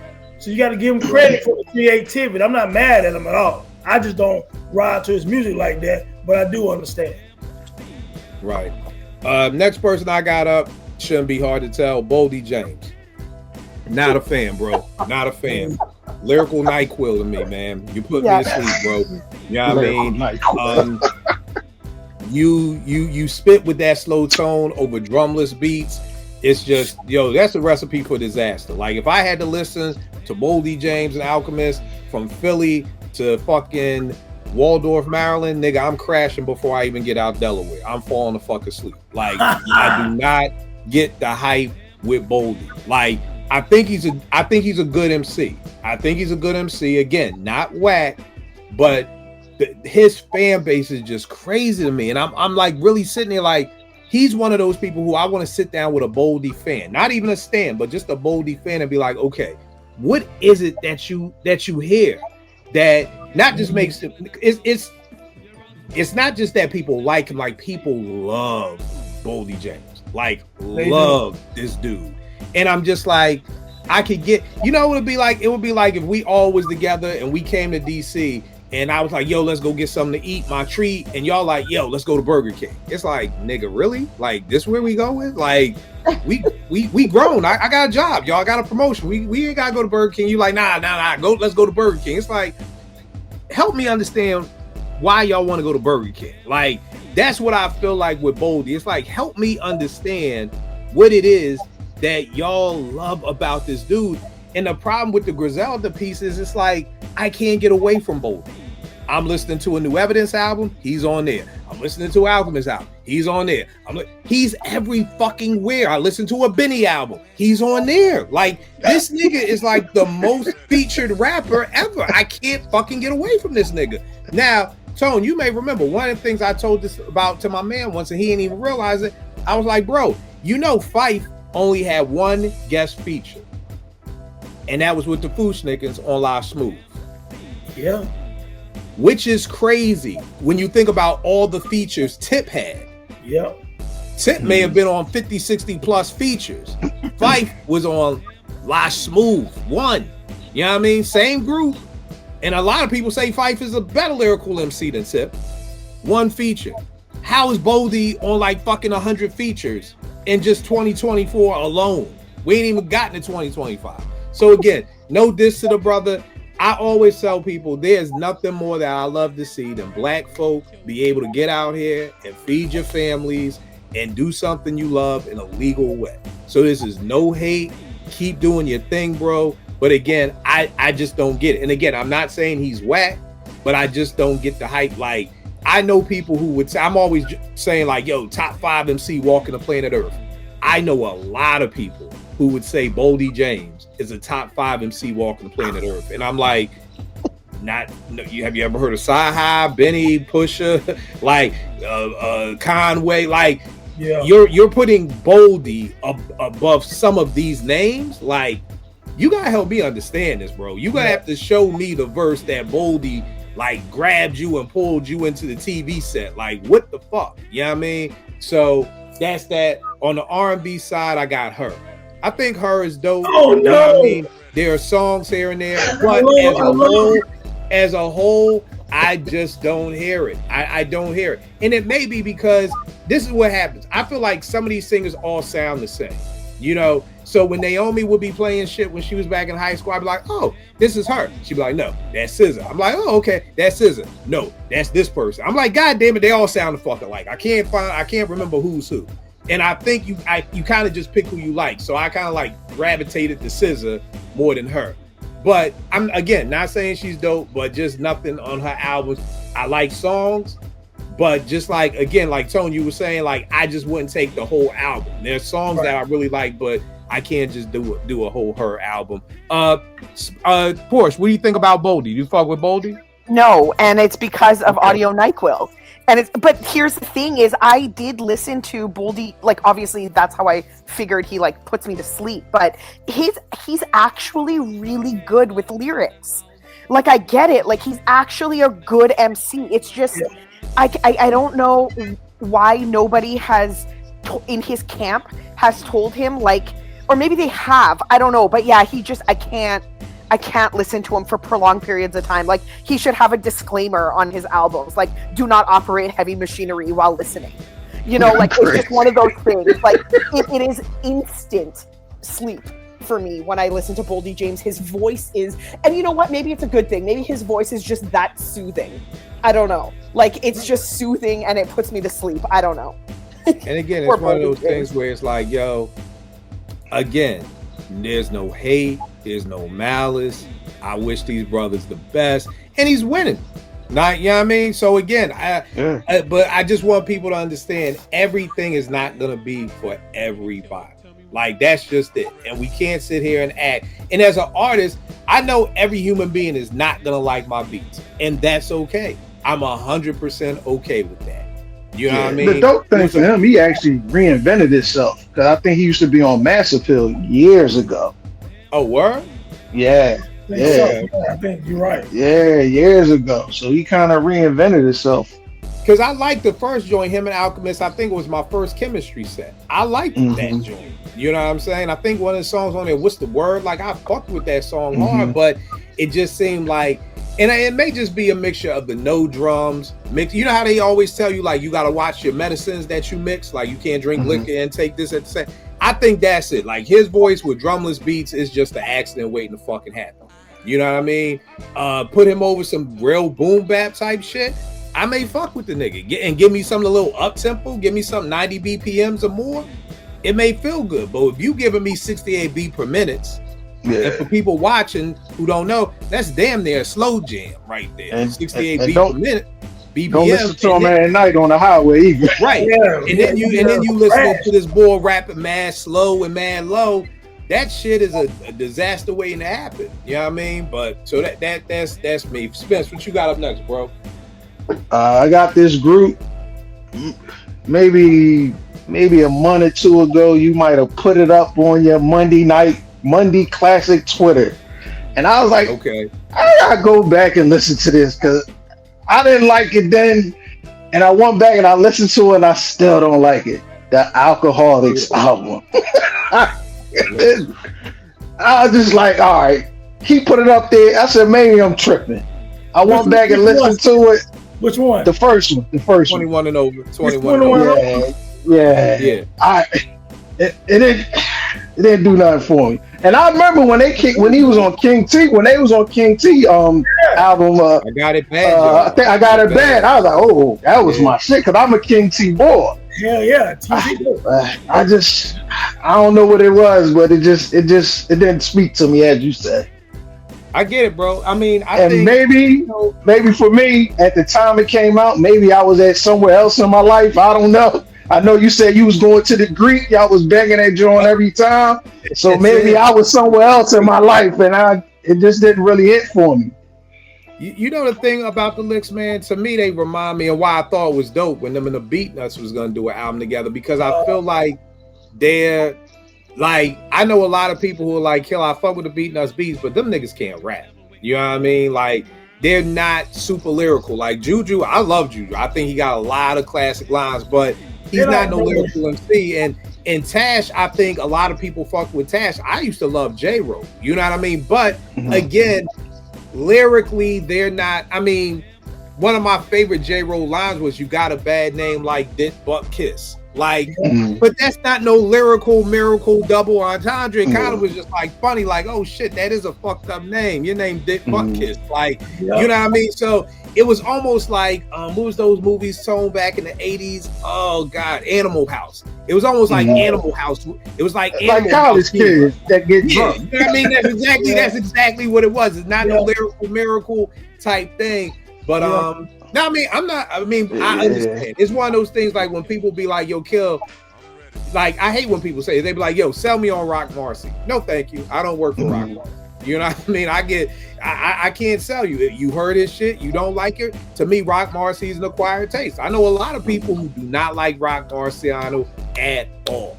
Like, yo, this boy's whack. What is the hype? The same way I'm saying about Boldy. So that's the thing. Like, shit just speaks to different people at different times. So I'm not mad at it at all, man. Not mad at all about that. And I get it. You know what I mean? Like, I know people who be like, yo, I don't fuck with Westside Gunn. I get it. The first time I heard Westside Gunn, I thought it was a girl. It was on Voices, the Governor's Ball for one of his mixtapes. It was Royce Conway and Westside. I thought it was a girl. So I totally get why people don't like Westside Gunn. He's not super lyrical. His high-pitched voice may get on your nerves. Again, I totally get it. I totally get it, man. But with hip-hop, is the wild thing is hip-hop, I know me growing up in the 80s as a teenager and stuff, everybody wasn't lyrical. So you had your Rakims, your Kanes and stuff, but you also had your Jungle Brothers. I didn't consider them lyrical, but they know how to put songs together. They had a vibe to them and everything. So I don't need a lyrical miracle every person. Because that Kid and Play wasn't lyrical miracle, but they know how to give you a good song. You have a good time. Good album. So I don't expect that from everybody. I mean, it's like the Alcoholics almost remind me of maybe the 90s version of the Beastie Boys, maybe. I don't know. Just a little bit better with the rhymes. Yeah, to some extent. Yeah, you know what I mean? And I think the hard part, one of the things I hated where we switched in the 90s was it became almost everybody had to be lyrical miracle. Yeah. You know what I mean? Which is why so many of those groups from the 80s fell off because they couldn't keep up. You know what I mean? I'm listening to Nas's New York State of Mind. It's like, yo, how the fuck Kid and Play supposed to keep up with this? You know what I mean? Like, it's impossible. Like, and niggas ain't want to hear them simplistic rhymes anymore. And like you said, there was nothing wrong with it. Like Ye, I never looked at Ye as a lyrical miracle nigga. When Ye first came out, I liked him because I was like, damn, this nigga brings me back to Kwame and just a regular type nigga. You know what I mean? That's why I liked Ye like that. Like, oh, okay, damn, we getting boys back in who don't have to be a lyrical assassin. You know what I mean? No more. So, and even with Ye can say some funny, slick stuff. And I guess because he has an it factor about him, it comes off a certain way. Yeah, and you say a Big Sean would try to say the same thing. It don't come off the same way. Exactly. That's a good point. That's a good point, man. It's why I think we get a lot of, especially in R&B, why we get a lot of songwriters, because they'll be like, you don't have the look. You know what I mean? People forget when Faith first came out, they would shoot her from here up. They wouldn't show her whole body. You know what I mean? Because I think the label was scared that they was, it's like, yo, she kind of on the heavy side. We gonna shoot her first video from the neck up or from the chest up. Like, we not showing all that. And that's why a lot of these people started off as writers. You know what I mean? Because they didn't have that look. You know what I mean? And it's like, same to what the boy who was writing some of the rhymes for Drake. The same thing. Them rhymes sound good coming out of Drake's mouth, but they not gonna sound good maybe coming out of your mouth. You know what I mean? So again, I think that's the point you make about having that look and how Ye could say the same thing that Big Sean can, but it's just gonna come off totally different. You know what I mean? I just want to make it very clear that Drake does not have a look. He's not good. So he is not the dude to be like they really, I don't know, whatever. Well, here's the thing, Pete. I remember I know a lot of shorties who do find Drake attractive. The light skin boy, the wavy hair. I never forget when a nigga grew a beard. Fucking my Twitter timeline was women like just going crazy, like, oh my god, so again, Drake? Yeah. So again, like, and I don't know how it is. I don't know how it is over there, Porsche. In the States, light skinned niggas you know, are still winning over here in some regions. You know, I think dark skin boys, we still good, but a light skin boy with wavy hair, and now you give him a beard, like this nigga's good money. So yes, people do find Drake attractive, and for people, that's a selling point because if your bars are good, it's the same thing with Meth. Meth was a sex symbol that women loved and niggas fucked with because he was still hood. That's the best of both worlds right there. So that anybody trying to sign an artist, that's what you're trying to get. You're trying to get a Meth. You're trying to get the women to love him, the niggas to fuck with him too. Because a lot of times, if the ladies love him, then the niggas don't fuck with him. And that also LL. Yeah, LL too. Yeah, exactly. Like, so that's the thing. So for a while, the ladies fuck with Drake, and so did the dudes. You know, so that's really like the home run hitter. If you're trying to sign and make somebody a star, it's both. And like you said, Spence, I don't think Big Sean has that. You know what I mean? Which a lot of times means a lot. Which is why it's the entertainment industry. It's not about good music. It's about your look. You know what I mean? And if you look good enough, nigga will make you sound good enough. You know what I mean? So that's kind of it. Tone, who you got up next? I got a hip hop and R&B, man. I got Schoolboy Q. Yes, that's a good one. That's another one. That's another one for me. Again, I don't get the hype. I don't get it at all. And I've tried. Yeah, I've tried more than once. You know, he makes good songs. He has good albums, but I don't get some of the. You know, it just didn't stick to me. You know what I'm saying? So I respect the fact that a lot of people do fuck with Schoolboy Q, and I'm not saying he's not good. You know, obviously he's good to a lot of people. You know what I'm saying? And he has some albums that people really like. And I went through a lot of them in the past, and I was like, yeah, it's good, but I won't be revisited like that. You know what I'm saying? So that's just me. All right, for the R&B or soul or whatever, this is gonna be one that people might throw fruit at me for this one. But outside about 5 songs, I don't like Whitney Houston. What? Nah. Nope. Why is Kill nodding? No, I like Whitney Houston. I like Whitney good. Houston. Oh my God. I'm like, is there an agreement here? But here's the thing. I can understand. I cannot. I cannot. Tone is going to have to elaborate that one. I like I'm Your Baby Tonight and all that stuff. I mean, I like her early joints. Her main album I like, you know what I'm saying? But outside of like one album, maybe 2, I mean, yes, can she sing? Was she one of the best singers and all that stuff? I don't think I like her songs, her writers and stuff like that. I don't think I really liked her music like that. Was she gifted? Yes. She one of the best voices probably in R&B or soul history. Yeah, I would say that. I just one of the best voices, period. Yeah, absolutely. I just couldn't really ride her music like that, man. You know what I'm saying? I don't know. I didn't love her music. I love probably about 10 of her songs, to be honest with you. But I don't love her music, but I get why people love her music. I get why she's the legend that she is and all that stuff. She's fantastic, don't get me wrong. She's just not one of the people that I personally ride to. Her music never spoke to me to the point where I'm going on trips and stuff and I'm throwing that on. For me, I'm throwing on Sade. I'm throwing on Anita Baker. You know what I'm saying? I'm throwing on some of those acts like that their music speaks to me. You know what I'm saying? Whitney Houston music didn't speak to me like Michelle Negocello. Her music speaks to me. You know what I'm saying? Like that. But Whitney didn't really speak to me like that, but I understand why she was who she was. You know what I'm saying? She might be the best singer. I just didn't, just like the Supremes. I didn't like the Supremes. You know what I'm saying? I didn't like Diana Ross. I didn't think Diana Ross could sing. But is she legendary and historic and all this stuff? Yeah. You know what I'm saying? But I didn't fuck with her music like that. Same with Whitney Houston, Mariah Carey, and let me name another person real quick too. Don't like. Who else you assassinate tonight, nigga? Who else is left? I'm gonna assassinate Boyz II Men outside of this one. Okay. Oh shit. Bro, you about to go off now, man. Side A on their debut is fabulous, classic. They fast songs are whack, and all their fast songs whack to me. I still maybe who? Boyz II Men. Boyz II Men. What? I think I might just die tonight.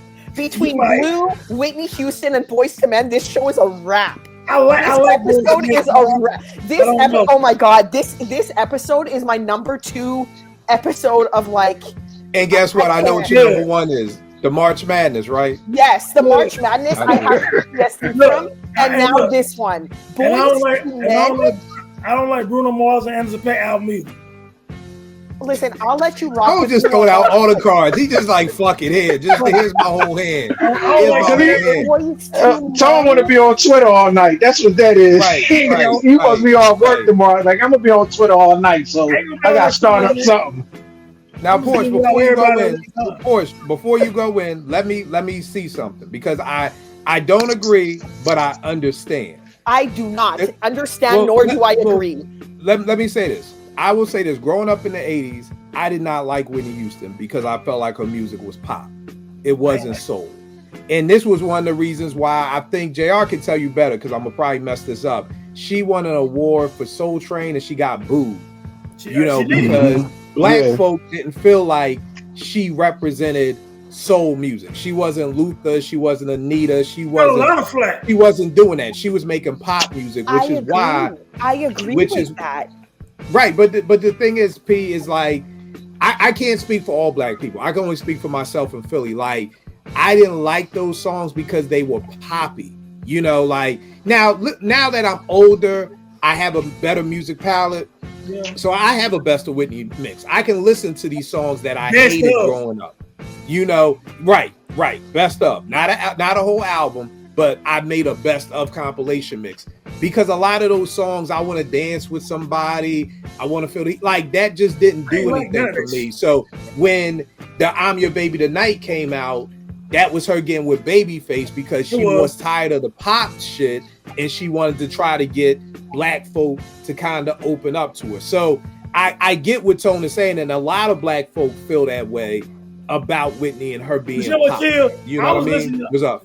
I was listening to Rhythm Nation, man. That revolutionary shit that Janet was doing. Rhythm Nation with Jimmy Jam, Terry Lewis. I was listening to Shaka Khan. You know what I'm saying? People like that. No diss to Whitney, but I was listening to so many people. I thought their music spoke to me more. And again, like you said, there was a moment in time when Whitney Houston had to go back to get with Babyface and all them, because she was getting dissed. Because it was like, yo, Tom Mottola and all them, they really had her crossed over.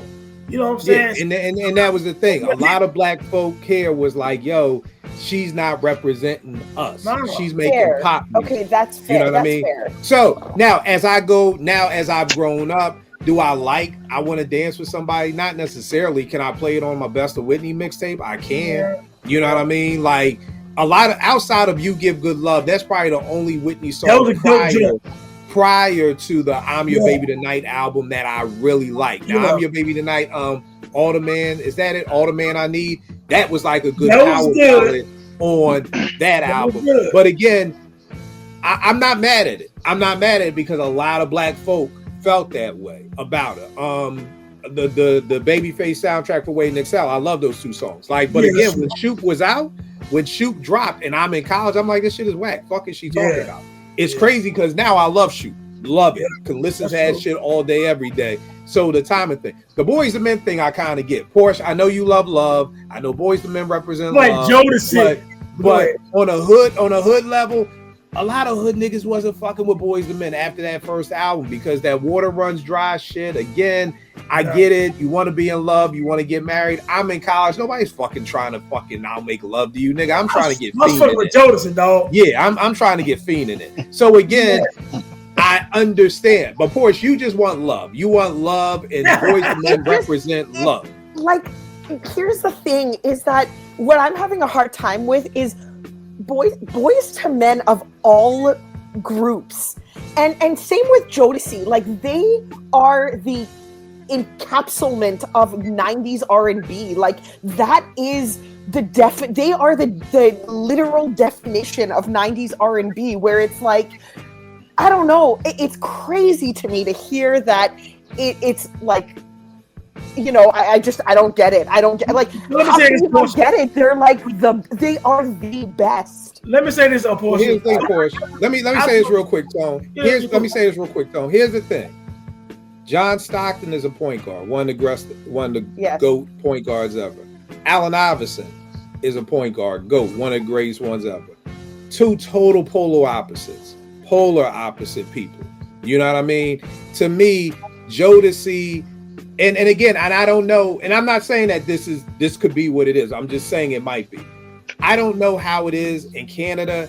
Here and again, I'm not even talking. All I can talk about is Philly in my neighborhood, and we love Boyz II Men because they were from Philly.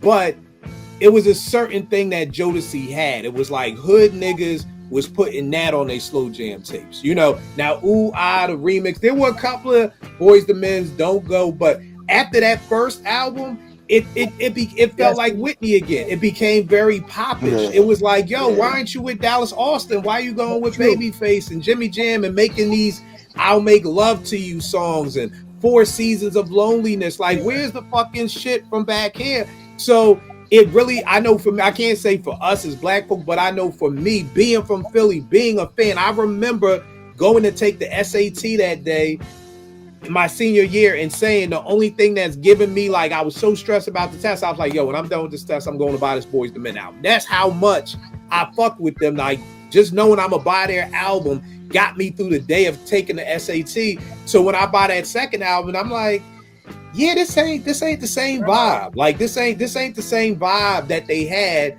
before. And it's like those big power ballads, it's like, it just felt like night and day, and it felt like a sellout to me. That's what it felt like. It felt like a crossover, and black folks don't really like crossovers like that. And they crossed over. Yeah, and Jodeci, this for a lot of people, that first Boyz II Men, that ASAP with the slow jam, that was fucking fantastic songs. You know what I'm saying? But for me, it fizzled out after that. Even though we got love for Boyz II Men, but with Jodeci, for example. For us, you had Forever My Lady, right? Then we mess around, we get the show, the after party, and all that. You know what I'm saying? Then we get the other joint, man. What's the other Jodeci joint, man? With you talking about Diary of a Bad Man? Bad Band. You get so they had like a gangster twist to their R&B. You know what I'm saying? But they sung about love, Porsche. I mean, you pop in. I love Jodeci. Don't get me wrong. It's just for all the reasons that you guys love Jodeci, I have to put them below Boyz II Men for all those exact reasons. Is like they were love and they aren't heart melty enough. Do you know what I mean? Like Porsche, they're right love and I love love. Time out, Porsche. You're right. They're not heart melty. And that's what it's about. It's about what you want from your music. You want heart melty music. Now, here's the crazy part to me. Come and Talk to Me is a dope song. Like, yo, shorty, I've been watching you for a very long. Like, I'm peeping you. I'm trying to figure out how I can come up to you and talk. Stay. Like, shit, that's heart melt. Well, I don't know your definition of heart melty, but yo, I want you to stay. Forever My Lady, you know what? I got you knocked up. But you know what, shorty? I'm not leaving. We gonna raise this baby together. Forever My Lady. Like, that's not heart melty. I got you pregnant in 1990. Nigga, we in high school. No, it's not heart melty. Heart melty is like, I love you and I want to marry you now that we have a baby together. Like, let's live like, you know, that's heart melting, not, oh shit, like I have a baby with you now.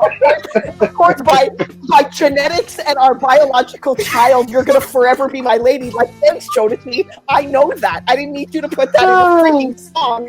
I know that. I buried your child here. Like, yo, be wild tonight, B. Yo, why is this the night you gotta have your camera off? This the night we need you on air. You got your camera off, man. I get it. Porsche is a hopeless romantic, and it makes sense. Right. I get it because Boyz II Men is more soft-spoken. Right. That's what she wants. That's heart melting. It's more simple. Boyz II Men are the gentlemen. They're the gentlemen. They're the gentlemen. The 4 seasons of loneliness. My heart will ache for you as you go through fall and spring, and I'll provide. Love, and like, oh god, Boyz II Men have the best songs ever. You guys stop. I can't. Vegas is gonna be so happy he missed this episode. Vegas is gonna be so happy. Yo, we still gotta do. We were gonna do a show, a heart melty show, where we gotta try and come up with 5 songs that we think would equal heart meltiness for Porsche. And we gotta kind of like pitch them, like, okay, boom, I got this. is this heart melty enough? And then whoever fucking gets the most points wins for that night. So we still gotta do a Porsche Heart Melty show. Yeah. You just shut down the whole internet tonight, Tone. So next up. Oh man. Next up, I got the boy Rome Streets. Same thing. I think the boy can spit. What's wrong? Hey, I'm listening. Nah, I think the boy can spit. I think he's thorough, but I think it's the Joel thing. Like the album, like I'm listening and I'm like, what's next? Like I just feel like he's that cypher MC, you know, and again got bars, but I just think this is what happened. I don't know how many years ago this was.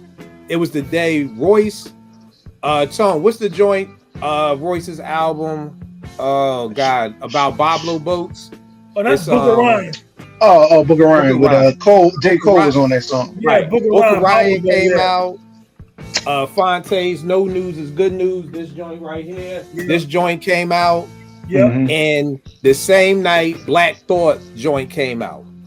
And I'm listening to Booker Ryan, and I'm like, yo, this dude is telling a story about growing up and all of this. And, you know, Fonte is killing it with expensive jeans and, you know, talking about, burying my father, trying to make sure my mom is good, you know, raising 2 kids, getting a divorce. And then I put in Black Thought, and it's just 100 miles a minute, just rapidy rap.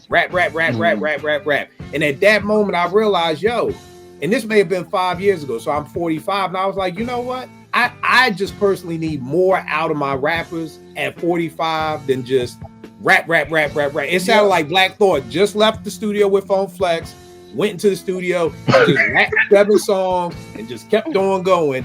And it just and I think it just hit me because your contemporaries, Black Thought to me, Royce, you know, is a contemporary. Fonte's a little younger, but a contemporary. Your 2 contemporaries just came out with these incredible, like, grown man hip hop albums, and they're still rapping. Like what Fonte got on this joint, what's this shit called? Like, To the Rescue, So Help Me God. Like I will still body you niggas. Don't get it twisted, nigga. We still spitting.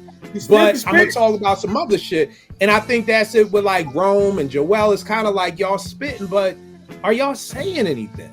Like, is anything being said? And again, I don't know how old Rome is. Rome may be 35. Rome may not be making music for me, and I think that's the other thing that we got to realize. I can't expect a nigga like Dave East, who's 35, 36, to make music for a 51-year-old nigga. Like, I can't. I can't expect a 24-year-old singer to make music for a 51-year-old nigga. We are in, I don't know how many different decades of phases of life apart from each other. So again, Rome may be making dope music. And again, I know people who are like, Black Thought, top 5 greatest MCs of all time. That lets me know that you are really into lyrical miracle rhymes. And there's nothing wrong with that. That's just not how I base my top 5 on. You know what I mean? So again, if that's what you like, that's cool. But again, Rome I think is dope, and I want to like him because everybody loves Rome Streets. Yeah. So I sometimes feel like I'm left out at the party. Like shit, I want to like the boy too, but he just don't speak to me. But what were you gonna say, Spence, about Rome?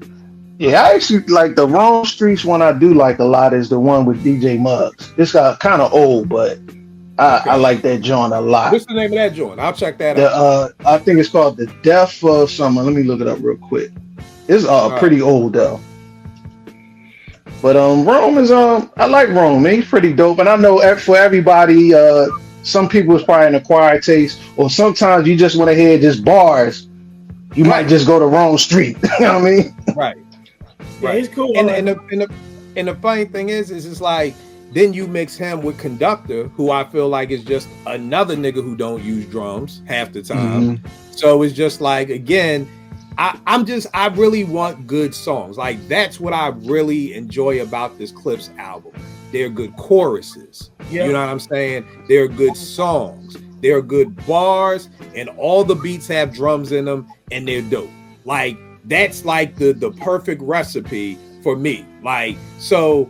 Like to start off that album with The Birds Don't Sing, it was like, damn, like almost tearing up over a Clipse song was not on my bingo card in 2025, and I still got both my parents. So I could only understand somebody who may have lost their parents listening to that song.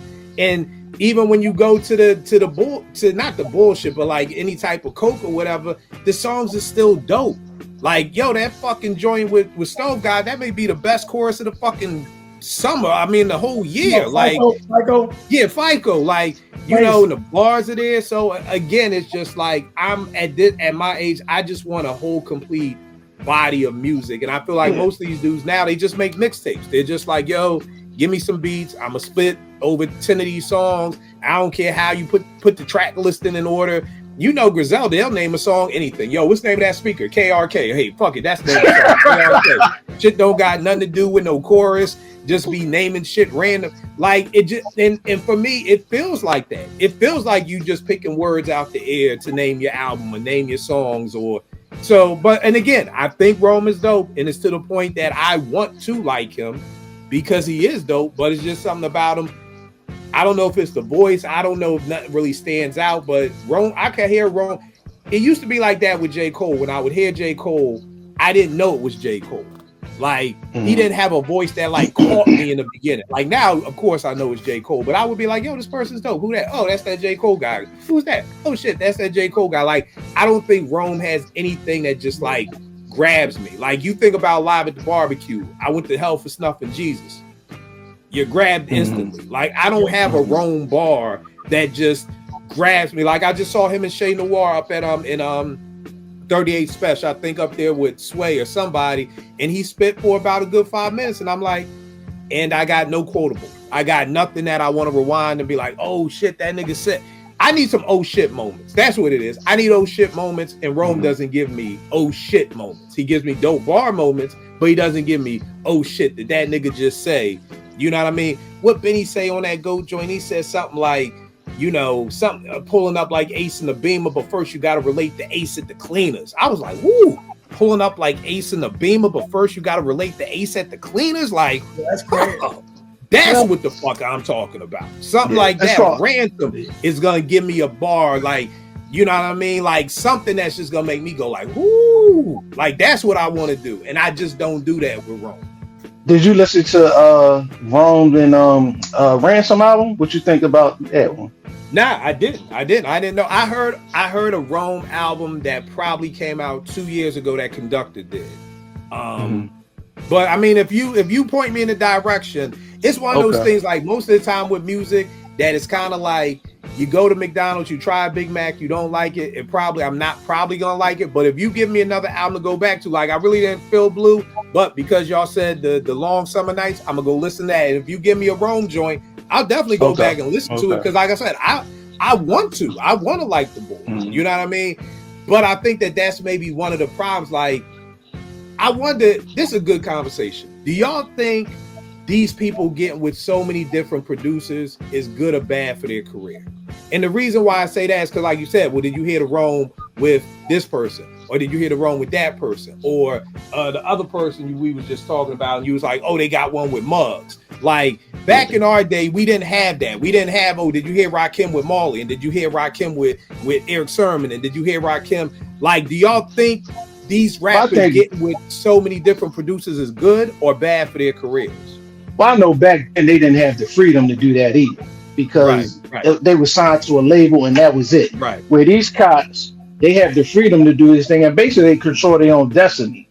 And I think a lot of that's the stuff they use that for tours, merch, and these different things. Right. So a lot of them is trying to get the most out of what they can get. Right. So. And I think a lot of them are doing it for the bag too, because it's like, we talked about that. Muggs, then I can get Muggs's crowd. And if I do this song, if I do a whole album with Alchemist, I'm gonna definitely get the Alchemist crowd. And if I come over here, so definitely, I totally think. What you think, Tone? You think that helps or hurts that this one MC got like 8 albums with 8 different people or whatever? I mean, I think it hurt personally. That's just me. I like the continuity of someone working with one producer and having a certain energy and vibe. Same way Hit Boy and Nas did these albums, man. You could tell that Hit Boy was producing Nas. So, and Nas was able to let him do that. And so you get the Magic 1 and KD3 and shit like that. Yo, did you see that video of when Nas first heard Speechless? Yes. That's my point. Nas turned around and looked like, what the hell? You know what I'm saying? Like, wow, that's crazy. Same way with how excited Common was to do the auditorium with Pete Rock. You know what I'm saying? Right. And then they working on another one. It's kind of like you start getting the Guru and Gang and Premier shit going on. Like, yo, that's one producer, one artist, man. I just think that you get a whole lot out of that, man. And I think it helps when you have that kind of like consistency and vibe, you know, and then some of those guys are actually in the studio together working. Not like, okay, this is a beat, let me send it to this dude, you gonna rhyme on it, send me the shit back, I'm gonna engineer it, I'm gonna clear it up, or let's get in the studio at the same time together. And I think that's what you get when you get the producer and the MC. P Rock and Common come from that era too. P Rock and Common come from that era, so you know they gonna look at it a different way. They know when they coming into this, we gotta strike the bars hot and we gotta hit the ball hard, because people are looking at this like, what is P Rock and Common gonna do?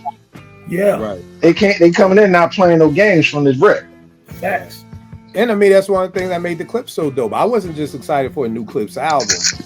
I would listen to it, but I wouldn't be excited for a Clips album if 7 different producers are producing it. And you know what's excited is a Clips album produced by Pharrell. That's what made me excited about it. If you would have said, hey, here's a new Clips album, and it's 2 Just Blaze and 3 Jake Ones and 2 Conductors and 3 Derringers, I would have been like, I'll listen because I love the Clips, but me being hype about it was like the band's all back together again. Like, that's why getting the band. And that's why I like Freddie Gibbs. You know what I'm saying? Because it's okay, he'll lock in with somebody, he put his project together, it flow, it sound good. He might lock in with somebody else on this one, and it's him and that person, and they put a whole so he's one of the ones where he's worked with multiple people, but when he worked with someone, it's generally him and that other person doing the whole album together. He ain't got like 10 producers on one album.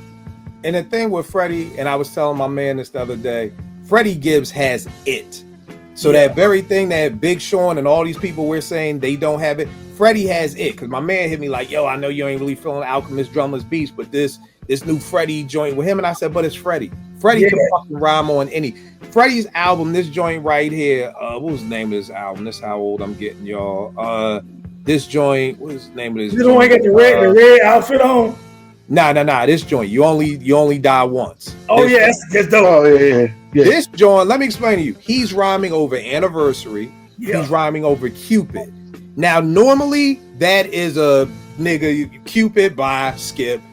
The shit over Cupid, nigga, what is it called? I forgot the name of this joint, but this nigga, kills it. Like, Freddie is just, he has it. Freddie can rhyme over anything. Yeah, always sounds dope. Gonna sound incredible, and he's always gonna sound dope.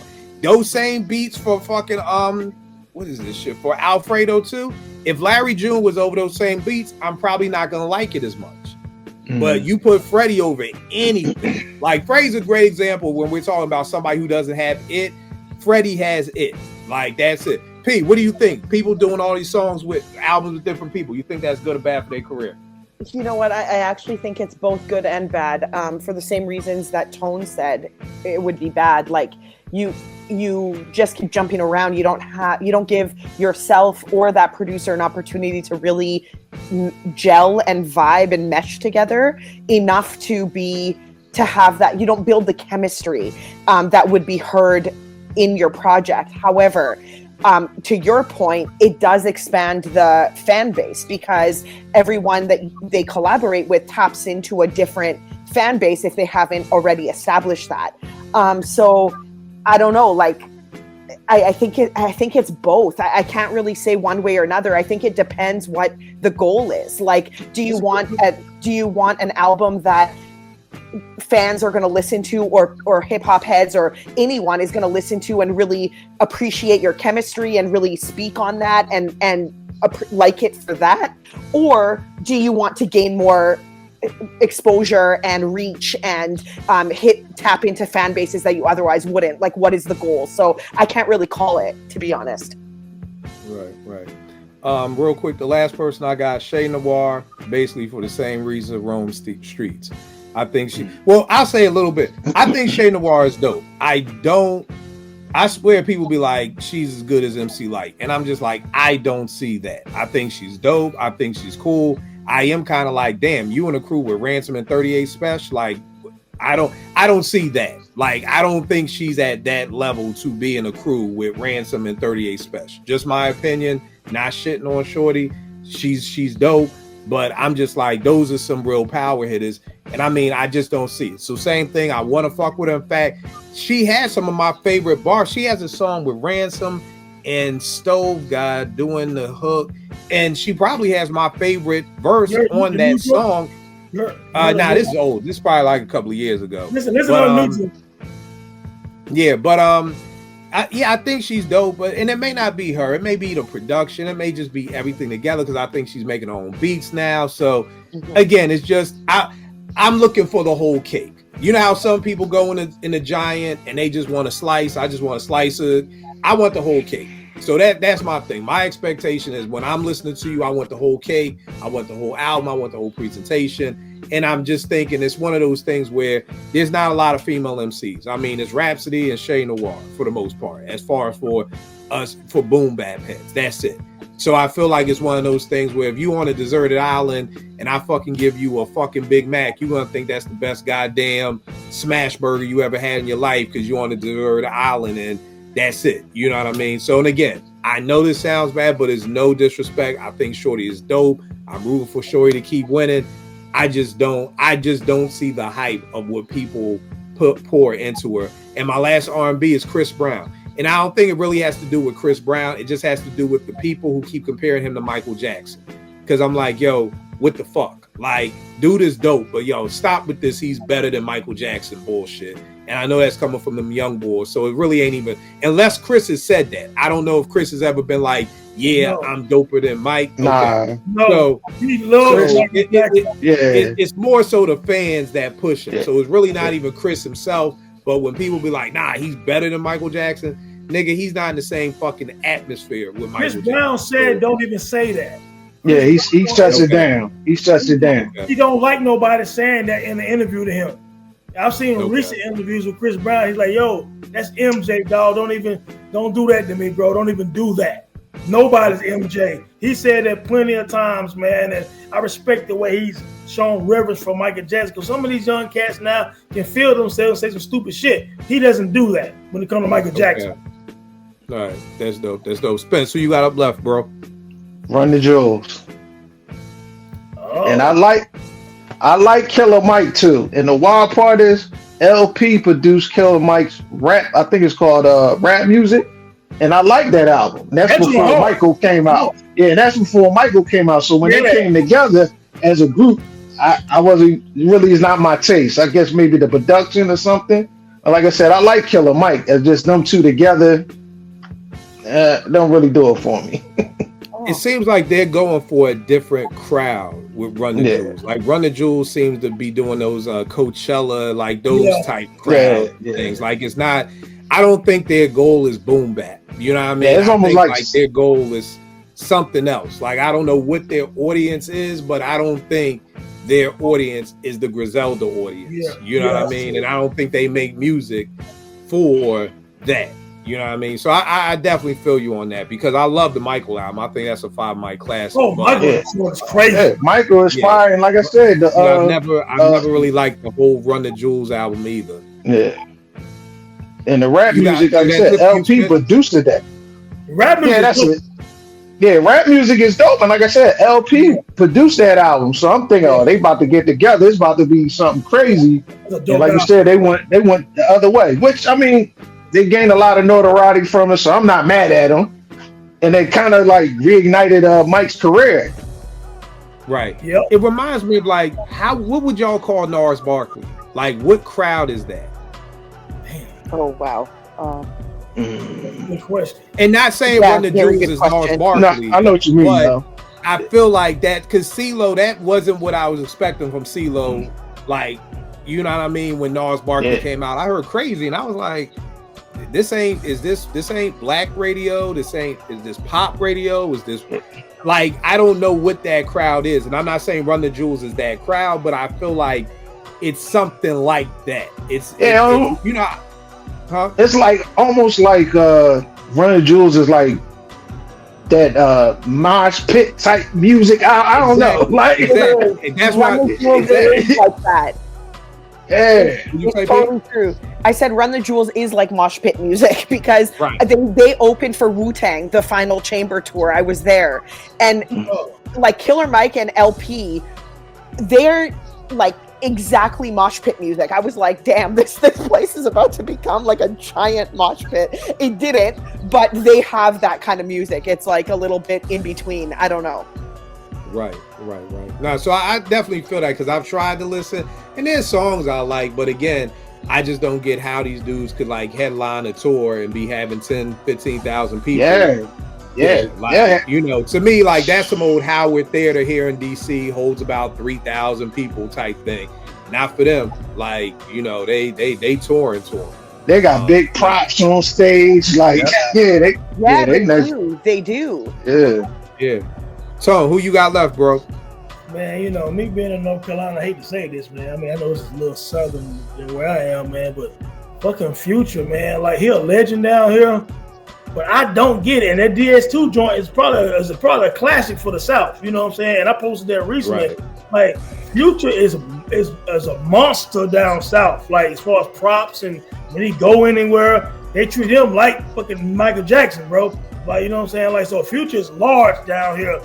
And he has a lot of music. He's from the Dungeon family, all this stuff like that. And I respect the grind, you know what I'm saying? I don't like his music like that. You know what I'm saying? It bangs, the beats bang, his production on his mixtapes, his albums. People love Future.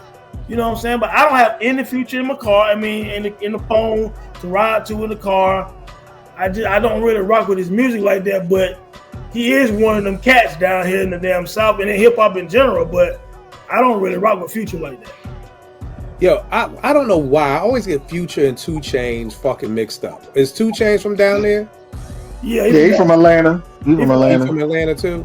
All right. Yeah. I don't know why. 2 Chainz got some joints, you know what I'm saying? But Future probably, as far as like, he's larger than 2 Chainz, bro. Oh, it's not even a question. It's not even a question.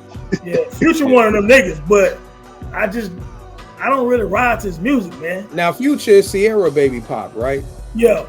Mm-hmm. Okay. All right. And several other women.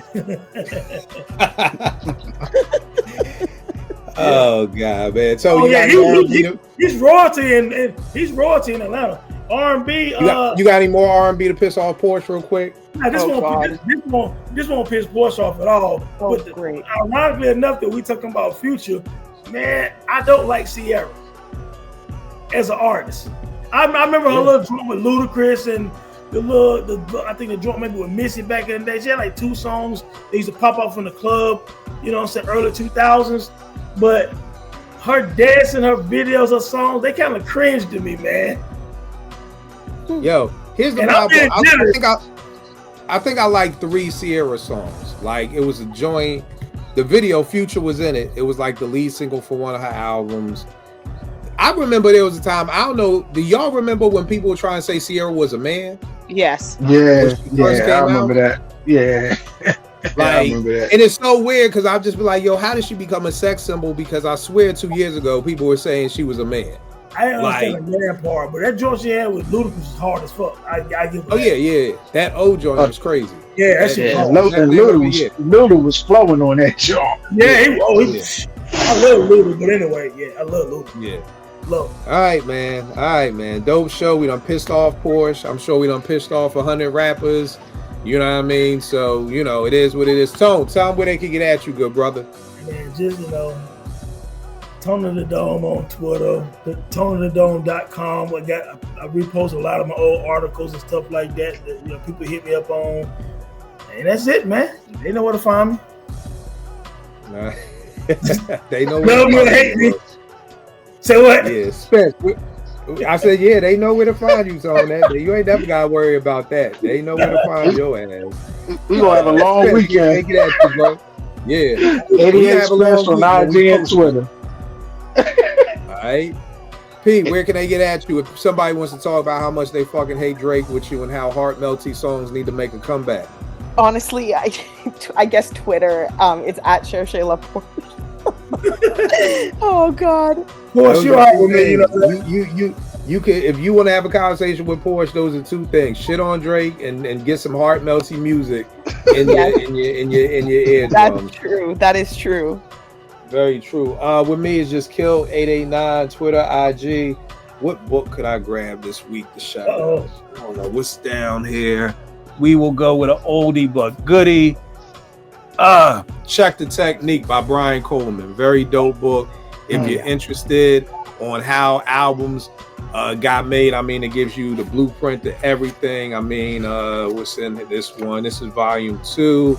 So we're talking about Third Base, the Cactus album, Black Sheep with Wolves and Sheep Clothing, Diamond, Stunts, Blunts, and Hip Hop, Edo G, Life and the Kid of a Ghetto, Ice Cube's America's Most Wanted, J. Rule's The Sun Rises in the East, Smith & Wesson's The Shining, and about another 30 albums. So you ever wondered how some of your favorite albums from the late 80s and the early mid 90s got made? This is the book. This is volume 2. Porsche, they're up to volume 3, right?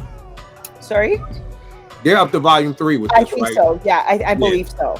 So definitely tap in to get this Brian Coleman, real dope dude. So definitely check that out. That is my book worm for the week, and I will check y'all next week, good peoples. Bye. Peace. Peace.